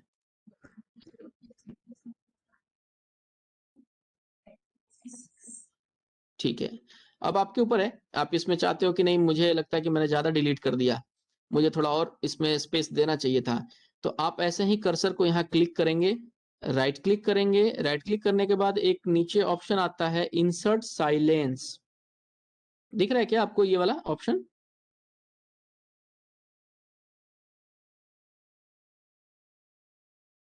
दिख रहा है सर। हाँ, तो इंसर्ट साइलेंस में बिगिन, करंट और एंड दिया हुआ है, तो हमें करंट वाले लोकेशन को चूज करना है। तो करंट पे क्लिक करेंगे तो ये एक विंडो आ गया, इस पे आपको कहेगा कि आप कितना साइलेंस ऐड करना चाहते हो। तो हमने पहले से कुछ 30-40 कर रखा है, तो चलो 20 और कर देते हैं। 20 मिली सेकेंड डालेंगे तो देखिएगा कैसे ये शिफ्ट हो जाएगा। देखिए शिफ्ट हो गया, हल्का शिफ्ट हो गया। अब इसको सुन के जब सुनेंगे ना तो अब लगेगा कि हाँ इन दोनों के बीच में थोड़ा सा गैप है, सुनने में हमें थोड़ा ज्यादा स्पष्ट लग रहा है। तो ये सब चीजें अपने को जब फाइल बनाते हैं ना तो ध्यान रखनी होती है। एक दो बार प्ले करके देखना होता है कि वाकई हमें अच्छा लग रहा है तो पैसेंजर को भी अच्छा लगेगा। या उनके हिसाब से आप सोच के देख लो कि उनको क्या चाहिए, उनको कैसा अच्छा लगेगा। तो अब आप प्ले करके देखेंगे।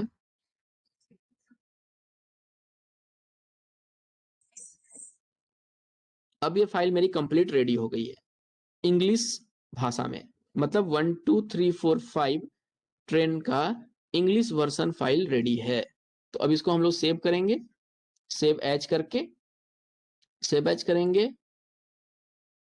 और इसको सेव करेंगे हम लोग डेस्कटॉप पे ही, है ना। अभी डेस्कटॉप पे कर लेते हैं फिलहाल 1 2 3 4 5 और इसमें लगाएंगे ई आगे। ये सब जगह नहीं लगाना होता, ये एक चीज ध्यान रखिएगा, जो अभी लेटेस्ट जो आईपीआईएस के जो सिस्टम आ रहे हैं ना, उसमें ऑडियो फाइल में ई लगाने की जरूरत नहीं है, एच लगाने की जरूरत नहीं है। वो उन्होंने क्या किया है कि फोल्डर ही अलग कर लिया है, इंग्लिश का फोल्डर अलग बना दिया है, हिंदी का फोल्डर अलग बना दिया है, और रीजनल भाषा का फोल्डर अलग बना दिया है। आपको बस इतना लिख के सेव कर लेना है, और आपको पता है ना कि ये इंग्लिश की फाइल है, तो आपको इंग्लिश वाले में ले आके पेस्ट कर देना है। अगर आपने हिंदी की फाइल बनाई तो हिंदी वाले फोल्डर में डाल देना है। बट ये पुराना सॉफ्टवेयर है जो इस पे मैं भी आपको बता रहा हूँ, ये पुराना सॉफ्टवेयर है, इसमें हमें EGH वगैरह सफिक्स लगाने पड़ते हैं। तो ये 1 2 3 4 5 ई नाम का ऑडियो फाइल आपने क्रिएट कर दिया है, इसको सेव कर दिया हमने। डेस्कटॉप पे जाके देखेंगे, डेस्कटॉप पे हमें ये फाइल दिखेगी, ये रही डेस्कटॉप पे फाइल।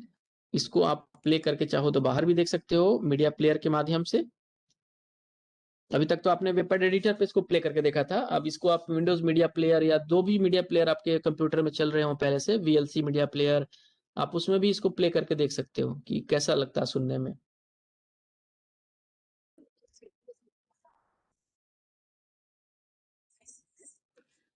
अब ये आपका एक फाइल मुझे लगता है कि चारों तरफ से अब इसमें कुछ एडिट करने की जरूरत नहीं है, ये सही है। इसको हम लोग क्या करेंगे, जैसे अभी तक हमने ये सेशन कोड वाले को कॉपी करके पेस्ट किया था PS वाले फोल्डर में, वैसे ही इसको हम लोग कॉपी कर लेंगे यहाँ से। C ड्राइव में हमारा वो जो सॉफ्टवेयर रखा हुआ है जहां पर की वेब फाइल्स रखी हुई हैं, उसमें एक फोल्डर है TR नेम करके, ट्रेन नेम, इसमें लाके हमें इसको पेस्ट करना पड़ेगा। 1 2 3 4 5 को हमने यहाँ पेस्ट कर दिया। तो ये तो सिर्फ इंग्लिश की फाइल है, अभी हमें 1 2 3 4 5 का गुजराती फाइल भी बनाना होगा, हिंदी फाइल भी बनाना होगा। अगर आप मान लो महाराष्ट्र साइड में है तो मराठी में फाइल बनाना होगा, अगर पंजाब के साइड में है तो पंजाबी में। ओके, तो ऐसे करके हम लोग अलग अलग भाषाओं की फाइल बना के यहाँ डंप करेंगे। तो ये एक डायरेक्शन का हो गया। अब ऐसे ही हम लोगों को दूसरे डायरेक्शन का भी बनाना पड़ेगा। तो दूसरे डायरेक्शन का बनाने के लिए हम लोग क्या करेंगे, वेबपैड एडिटर का सहारा लेंगे। करना कुछ नहीं है, सिंपल सी चीज है। अब जब उधर से जब ट्रेन डाउन डायरेक्शन से जब लौट के आएगी तो 5 की जगह पे 6 हो गया रहेगा, तो इसको आप यहाँ से डिलीट कर दीजिए। और डिलीट करने के बाद अब यहाँ पर 6 वाले फाइल को ऐड कीजिए। कैसे, कर्सर लाके राइट क्लिक कीजिए, राइट क्लिक करने के बाद यहाँ पर इंसर्ट फाइल एट करंट पे आएंगे। इंसर्ट फाइल एट करंट पर आने के बाद हमें 6 को इंट्रोड्यूस करना है, तो पहले तो ढूंढिए 6 हमने रखा कहाँ है। तो चलिए C ड्राइव में हमारी वेब की जो फोल्डर्स है उसी में हमें वो डिजिट मिलेगा 6 वाला। सेम पाथ को हम लोग फॉलो करते हुए आगे जाएंगे। अब यहाँ पर 6E वाला ढूंढेंगे, देखिए कहाँ 6E है, हाँ। अब ये सुन के देख लीजिए 6 बज रहा नहीं बज रहा। ओके, ये थोड़ा लगता है मुझे कि कमजोर लग रहा है, इसको थोड़ा सा एम्पलीफाई करता हूं मैं। राइट क्लिक किया, इफेक्ट, एम्पलीफाई, 300% है, 400% कर देते हैं। चलो थोड़ा और अच्छा लगेगा सुनने में। ओके, 1 2 3 4 5 6 मतलब हमने डाउन डायरेक्शन के लिए 5 वाले फाइल को ही थोड़ा मॉडिफाई करने की कोशिश की है। अब डाउन डायरेक्शन में क्या होगा, बांद्रा जयपुर की जगह पे अब जयपुर बांद्रा हो जाएगा। तो अपने क्या करेंगे, इधर जयपुर को कट करेंगे, इधर देखिए हमने जयपुर को कट किया। जयपुर को कट करने के बाद इसको यहां कर्सर लाके अब यहां पेस्ट कर देंगे। पेस्ट करते हैं तो क्या हुआ, जयपुर पहले आ गया, बांद्रा पीछे चला गया। अब एक बार सुन के देख लेंगे क्या हो रहा है।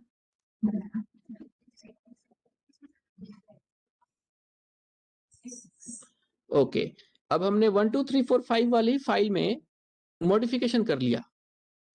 मॉडिफिकेशन करके हमने उसको डाउन डायरेक्शन के लिए भी बना लिया। अब उसको वापस हम लोग सेव एज कर लेंगे। सेव एज करेंगे, इस बार नंबर देंगे 1 2 3 4 5 6, सॉरी 4 6, 1 2 3 4 6 ई। ओके, और इसको डेस्कटॉप पे हम लोग सेव कर लेंगे, या डायरेक्ट आप चाहते हो कि ट्रियर नेम वाले फोल्डर में सेव कर दें तो ट्रेन नेम वाले फोल्डर में आके सेव कर लीजिए। अब देखिए आपने 1 2 3 4 5 6 ये दो फाइल, आपने एक 4 5 के फाइल बनाई और एक 6 वाली बनाई, दोनों फाइल अब यहाँ पर टीआर नेम के फोल्डर में दिखने लगे। मतलब आपने बैकग्राउंड के सारे काम लगभग पूरे कर लिए। अब इसकी फाइनल टेस्टिंग बाकी है कि ये सॉफ्टवेयर में प्ले होता है या नहीं होता है। तो चलिए एक लास्ट ऑप्शन ये बचा है, इसको भी हम लोग कर लेते हैं। अब सॉफ्टवेयर ओपन करना है ना, तो सॉफ्टवेयर ओपन करना है अनाउंसमेंट सॉफ्टवेयर। चलिए उसको हम लोग पहले करके देख लेते हैं। ये हमने एक सॉफ्टवेयर अनाउंसमेंट का यहाँ इंस्टॉल कर रखा है, इसको हम जरा क्लिक करें, ओपन करके देखें, इस तरीके से पूछेगा। अब इसमें क्या आईडी और क्या यूजर नेम और पासवर्ड आपने बनाया है, ये उसके हिसाब से आप इसको ओपन कर पाएंगे। एडमिन में करना है या ऑपरेटर में करना है, वो आपके ऊपर है। चलिए अब सबमिट में जाके ये पेज खुल गया। ओके, अब हमें ढूंढना है कि 1 2 3 4 5 जो हमने जो ट्रेन का फाइल तो रेडी कर दिया, क्या वो डेटाबेस में भी उसका डिटेल कुछ है। तो डेटाबेस में डिटेल चेक करने के लिए हम लोग जाएंगे यहाँ पर ऐड ट्रेन इन्फॉर्मेशंस में। ऐड ट्रेन इन्फॉर्मेशंस में आएंगे, इसको क्लिक किया मैंने ऐड ट्रेन इन्फॉर्मेशंस को, तो थोड़ा सा वेट करना होता है, ये सॉफ्टवेयर थोड़ा स्लो है, तो इसकी जो लिस्ट है ना वो थोड़ी देर से खुलती है। ये लास्ट स्टेप है कंफर्मेशन का कि हमने जो ऑडियो फाइल बनाया है वो वाकई हमें प्ले हो रहा है नहीं हो रहा है। तो अगर ऑडियो फाइल आपने बना दिया है तो प्ले जरूर होगा, अगर आपने डेटाबेस में सारे एंट्रीज बिल्कुल सही तरीके से किए हैं। तो आपने जो स्टेशन कोड्स बनाए हैं वो भी सही तरीके से बनाए हैं, जो लिखने का जो काम काज है वो सब भी बहुत अच्छे से किया है, तो फिर वो प्ले होगा ही होगा।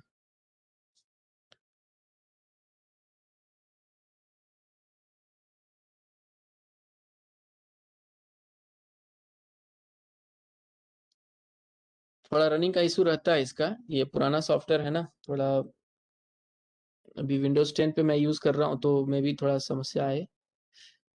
2 मिनट वेट कर लेते हैं। चलिए आ गया है ना, ये सॉफ्टवेयर आ गया।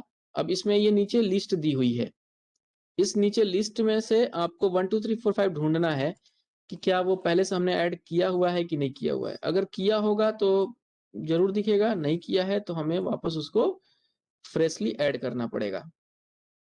ठीक है, मान लो हमने नहीं किया है, तो ऐड करने के लिए हम लोग क्या करेंगे, यहाँ पे 1 2 3 4 5 लिखा हमने, ये हमारी जो ट्रेन है वो बीडीटीएस से जयपुर तक चलती है, तो बीडीटीएस जयपुर एक्सप्रेस लिख दिया हमने यहाँ। ओके, अब ट्रेन जो है ये बांद्रा से जयपुर जा रही है ना, तो ट्रेन फ्रॉम बीडीटीएस। अब इसमें से बीडीटीएस देखिए ढूंढिए, बीडीटीएस होना चाहिए। हाँ, बीडीटीएस को हमने यहाँ ऐड कर दिया, इधर जयपुर को ट्रेन टू यानी जयपुर जेपी को ऐड कर दिया हमने इधर। इसका टाइम फिलहाल मान लो कि आज 11:23 हो रहा है, हमने 11:35 का टाइम दे दिया, और 11:37 पर ये डिपार्चर है इसका। ट्रेन टाइप में एक्सप्रेस है, प्लेटफॉर्म नंबर 2 पर ये आएगी। ये मान लो आज अप डायरेक्शन की ट्रेन है, आज हम लोग इसको ऑल डे कर देते हैं फिलहाल, अगर मान लो रोज की ट्रेन है तो। और इसको सेव करेंगे, सेव करने से क्या होगा, रिकॉर्ड सेव लिखा, मतलब वो इस लिस्ट में अब आ गई होगी। एक बार हम इसको कंफर्म भी करना चाहें तो कंफर्म भी कर सकते हैं कि जो 1 2 3 4 5 जो है ना वो हमारे इस लिस्ट में आई कि नहीं आई। तो ये थोड़ा सॉफ्टवेयर का इशू है, इसमें आपको थोड़ा सा हेजी लगेगा चेक करने में कि 1 2 3 4 5 सेव हुआ नहीं हुआ। देखिए नीचे हमने सेव किया था, नीचे आ गया है।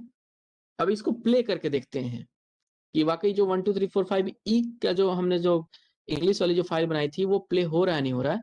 उसके लिए हम लोगों को अब इस ऐड ट्रेन इन्फॉर्मेशन को छोड़ के इसमें आना पड़ेगा, डेली ट्रेन इन्फॉर्मेशन में।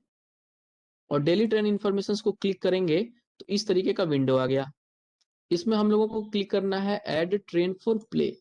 देखिए ये सॉफ्टवेयर बड़ौदा और रतलाम में चल रहा है, इसलिए आप लोग जो बड़ौदा रतलाम से हैं उसको थोड़ा सा रिलेट कर पाएंगे। बाकी जगहों पे ये नहीं चल रहा है तो कोई दिक्कत नहीं है, जो बेसिक फंडामेंटल है वो सबके लिए कॉमन ही रहता है। ओके, अब हमें 1 2 3 4 5 को ऐड करके चेक करना है ना, तो 1 2 3 4 5। ओके, देखिए ये जो डिटेल्स हमने अभी डेटाबेस में फीड किया था वो सब यहाँ दिखने लगा है। इसको हमने स्टेटस डाल दिया है, ऑन टाइम अराइवल, सेव किया, तो यहाँ सेव करने के बाद देखिए इस ऊपर की लिस्ट में आ गया। पहले तो कुछ भी नहीं था, अब ये आ गया। अब इसको हम लोग क्या करेंगे, क्लिक करेंगे और इंग्लिश वाली फाइल है ना, हिंदी वाली हटा लेते हैं फिलहाल। तो अब इसको प्ले करेंगे, कि प्ले करने के बाद देखेंगे कि बचता है कि नहीं।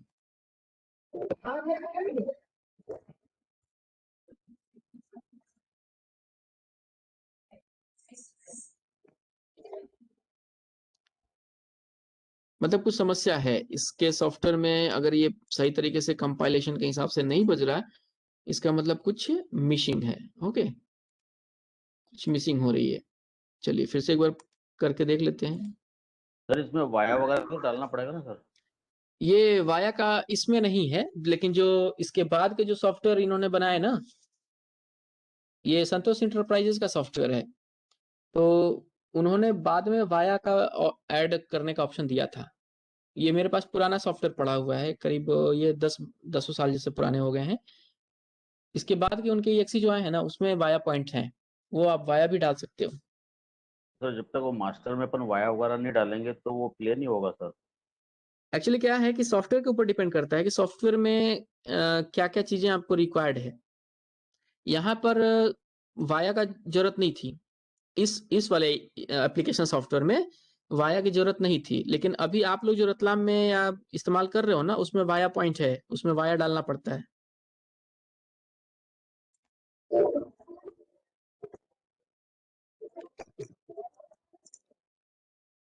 इसमें कुछ मल फंक्शनिंग हो रही है, कुछ इशू होगा सॉफ्टवेयर में। काफी पुराना सॉफ्टवेयर है ना, ये उतना रिलायबल भी नहीं है, लेकिन मैं बस सीखने के लिए, सिखाने के लिए थोड़ा सा इसको यूज करता रहता हूँ, ताकि आपको लगे कि हाँ ऐसा ही कुछ होता है। ये पूरा एक फॉर्मेट है, और फॉर्मेट क्यों नहीं हो रहा पता चला इसमें। चलो मैंने फेलियर पकड़ लिया क्यों नहीं हो रहा। एक्चुअली ये जो फोल्डर मैंने जो यूज किया है ना, ये PAS का, जिसके आधार पे मैं इस पूरा सॉफ्टवेयर रन कर रहा हूँ, उसमें बहुत सारे ऑडियो फाइल्स नहीं है। ठीक है, चलिए ये भी एक फेलियर है, अच्छा हुआ मैं भी यही देख लिया। ये मैंने जो फाइल्स जो रखी है ना, ये बस ऑडियो फाइल क्रिएट करने के हिसाब से रखी हैं, लेकिन पूरा जो फुल फ्लेज सॉफ्टवेयर है उसमें बहुत सारी ऑडियो फाइल्स अभी इसमें से मिसिंग है। जैसे यात्रीगण कृपया ध्यान दें, इस प्लेटफॉर्म पर आने वाली है, या असुविधा के लिए खेद है, ये सब ऐसे ऐसे छोटे छोटे शब्द के बहुत सारे ऑडियो फाइल्स जो हैं अपने पास उपलब्ध होने चाहिए। तो ये जो ऑडियो फाइल जो अभी आप देख रहे हो ना, ये पूरे ऑडियो फाइल्स का सिर्फ 40% है। ये सिर्फ 40% है। पूरा ऑडियो फाइल तो लगभग 800 MB का है, 800 MB 700 MB के आसपास का साइज है। तो मेरे पास फिलहाल वो उपलब्ध नहीं है यहाँ पर, वहाँ लैब में है, अपने लैब वाले PC में पूरा फुल फ्लेज में डला हुआ है, इसलिए वो पूरा क्लियरली नहीं बज रहा। नहीं तो स्टार्ट करता यात्रीगण कृपया ध्यान दे, या may I have your attention please, उसके बाद वो train number so and so, और उसका पूरा एक फॉर्मेट जो है ना वो आपको सुनाई देता। तो ये ऑडियो फाइल्स अवेलेबल नहीं होने की वजह से आपका जो है अनाउंसमेंट ब्रेक हो रहा है। तो ये भी एक तरह का फेलियर है।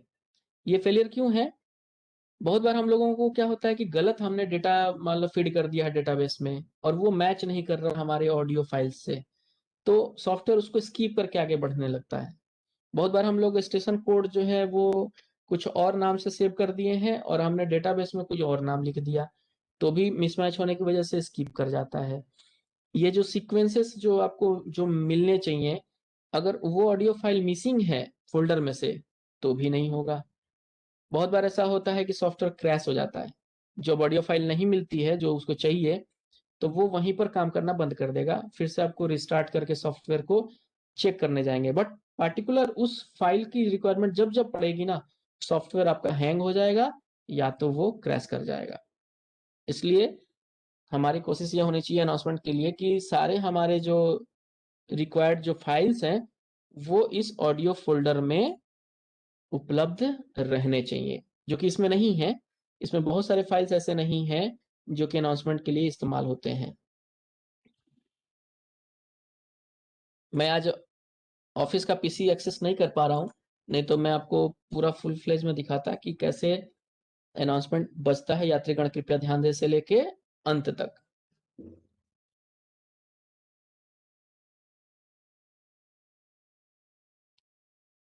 ठीक है, तो यहाँ तक कुछ समझ में आया कैसे ऑडियो फाइल्स क्रिएट करते हैं, कैसे उसको डंप करते हैं और फिर कैसे उसको टेस्ट करते हैं। बहुत कुछ समझ में आया सर। नहीं, अच्छी बात है। आप लोग खुद से भी ऑडियो फाइल्स अब तो, क्योंकि क्या है कि अब तो बनाना ही पड़ेगा, अब तो सुपरवाइजर हो गए हैं तो थोड़ी बहुत रिक्वायरमेंट तो होती रहती है। कभी कोई जीएम स्पेशल आ गया तो जीएम स्पेशल के हिसाब से अनाउंसमेंट करने होते हैं, डीआरएम स्पेशल के हिसाब से अनाउंसमेंट करने होते हैं, तो अपने को फाइल्स बनानी पड़ती हैं। बहुत बार क्या होता है देखिए, बहुत बार हम लोगों को स्पेशल मैसेजेस कुछ प्ले करने होते हैं और वो स्पेशल मैसेजेस हमारे पास में उपलब्ध नहीं होते, तो अपने को रिकॉर्डिंग करानी पड़ती है। लेकिन रिकॉर्डिंग करने के बाद हम चाहते हैं कि नहीं हमारे इस सॉफ्टवेयर में ही वो प्ले हो, अनाउंसमेंट सॉफ्टवेयर में प्ले हो, तो फिर अपने को थोड़ी बहुत और टेक्नोलॉजी के बारे में नॉलेज रखना होता है कि कैसे हम उस रिकॉर्डेड फाइल को वेव फॉर्मेट में कन्वर्ट कर दें और वेव फॉर्मेट में कन्वर्ट करके इस अनाउंसमेंट सॉफ्टवेयर के अंदर डंप कर दें ताकि उसको हम इजिली प्ले कर पाए। अगर लगता है कि नहीं हमें सॉफ्टवेयर में प्ले नहीं कर पा रहे हैं तो डोंट बी पैनिक, परेशान होने की जरूरत नहीं है। आप कोई मीडिया प्लेयर इस्तेमाल कर लीजिए, जैसे VLC media player. VLC media player बहुत अच्छा प्लेयर है। हमें लगता है कि हमें हर एक स्टेशन पर जो अनाउंसमेंट वाले जितने भी कंप्यूटर्स हैं ना, उनमें वीएलसी मीडिया प्लेयर जरूर रखना चाहिए। क्योंकि क्या होता है उसमें कि बहुत सारे डिफरेंट डिफरेंट टाइप के ऑडियो फाइल्स को वो प्ले कर पाता है, जो कि दूसरे ऑडियो में ये फाइल प्लेयर्स जो होते हैं वो नहीं कर पाते। तो वीएलसी मीडिया प्लेयर का जो सॉफ्टवेयर है वो आप हर एक स्टेशन जहां जहां अनाउंसमेंट होता है सब में इंस्टॉल कर दीजिए। जितने भी स्पेशल अनाउंसमेंट्स होते हैं, जैसे सेफ्टी से रिलेटेड, एलसी गेट से रिलेटेड, सतर्कता से रिलेटेड, या स्पेशल कोई कोई आजकल ऑडियो फाइल्स आते रहते हैं हेडक्वार्टर की तरफ से कि आप पैसेंजर को ये इन्फॉर्मेशन कन्वे करना है तो हमें अपने स्टेशन पे भी इसको प्ले करते रहना है। तो आप, बहुत बार ऐसा हम लोग के पास में रेस्ट्रिक्शन हो जाता है कि हम लोग अनाउंसमेंट सॉफ्टवेयर के थ्रू उसको प्ले नहीं कर पाते, उस पर्टिकुलर मैसेज को अनाउंसमेंट सॉफ्टवेयर के थ्रू प्ले नहीं कर पाते। तो ऐसे में हम लोग वीएलसी मीडिया प्लेयर का अगर इस्तेमाल कर लें तो पैरेलली हम उसको भी प्ले करके चला सकते हैं। जैसे जब गाड़ी आ रही है तो अनाउंसमेंट सॉफ्टवेयर का उपयोग करके हम लोगों ने अनाउंसमेंट कर लिया, और जब गाड़ी चली गई, जब हमारा फ्री टाइम है, खाली टाइम है, तो हम लोग वीएलसी मीडिया प्लेयर के थ्रू वो पर्टिकुलर मैसेज प्ले करा सकते हैं। फिर 2 या 3 बार रिपीट मोड में डाल दीजिए, 2 या 3 बार वो जब जैसे ही प्ले हो गया आप उसको बंद कर दीजिए, आप फिर से अपना अनाउंसमेंट सिस्टम चालू कीजिए। इसमें भी ऑप्शन है, इस अनाउंसमेंट सॉफ्टवेयर में भी एक ऑप्शन है बैच प्ले, दिखाता हूं मैं आपको, ये ऊपर में दिया हुआ है।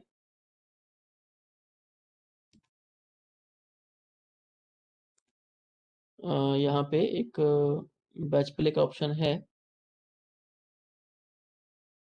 ये इस बैच प्ले में देखिए बहुत सारे आपको स्पेशल मैसेज दिख रहे होंगे। अभी प्ले नहीं होगा क्योंकि ये सारे मैसेज अभी मेरे इस पीसी में नहीं है, बट आप वो स्पेशल मैसेज जो है यहाँ लाके आप ऐड कर सकते हैं।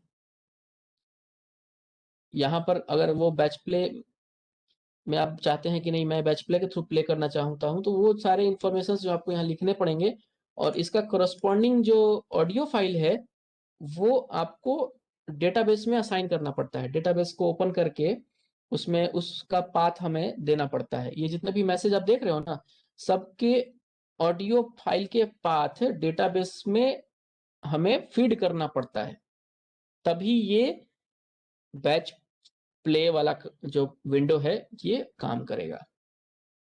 जैसे ट्रेवलिंग विदाउट टिकट लिखा हुआ है, तो डेटाबेस को जब ओपन करेंगे तो वहां पर आपको स्पेशल मैसेज का एक टेबल है, उसमें जब जाएंगे ना तो ये travelling without ticket as it is जैसे यहाँ लिखा है ना वैसे ही उस डेटाबेस में लिखना पड़ेगा या लिखा हुआ रहेगा। और अब ये इसको क्लिक करने से कौन सा फाइल प्ले हो उसका हमें वहां पे लिंकिंग करना पड़ता है। वहां पे हम लोगों को एक तरह से कह सकते हो कि पाथ सेट करना पड़ता है। तो जैसे ही आप इसको क्लिक करोगे ना, ये सॉफ्टवेयर सीधे उस फ़ोल्डर में पहुँचेगा, जहाँ पर कि वो फ़ाइल रखी हुई है और उसको वो प्ले कर देगा, तो बैच प्ले होने लगेगा। फिर बैच प्ले में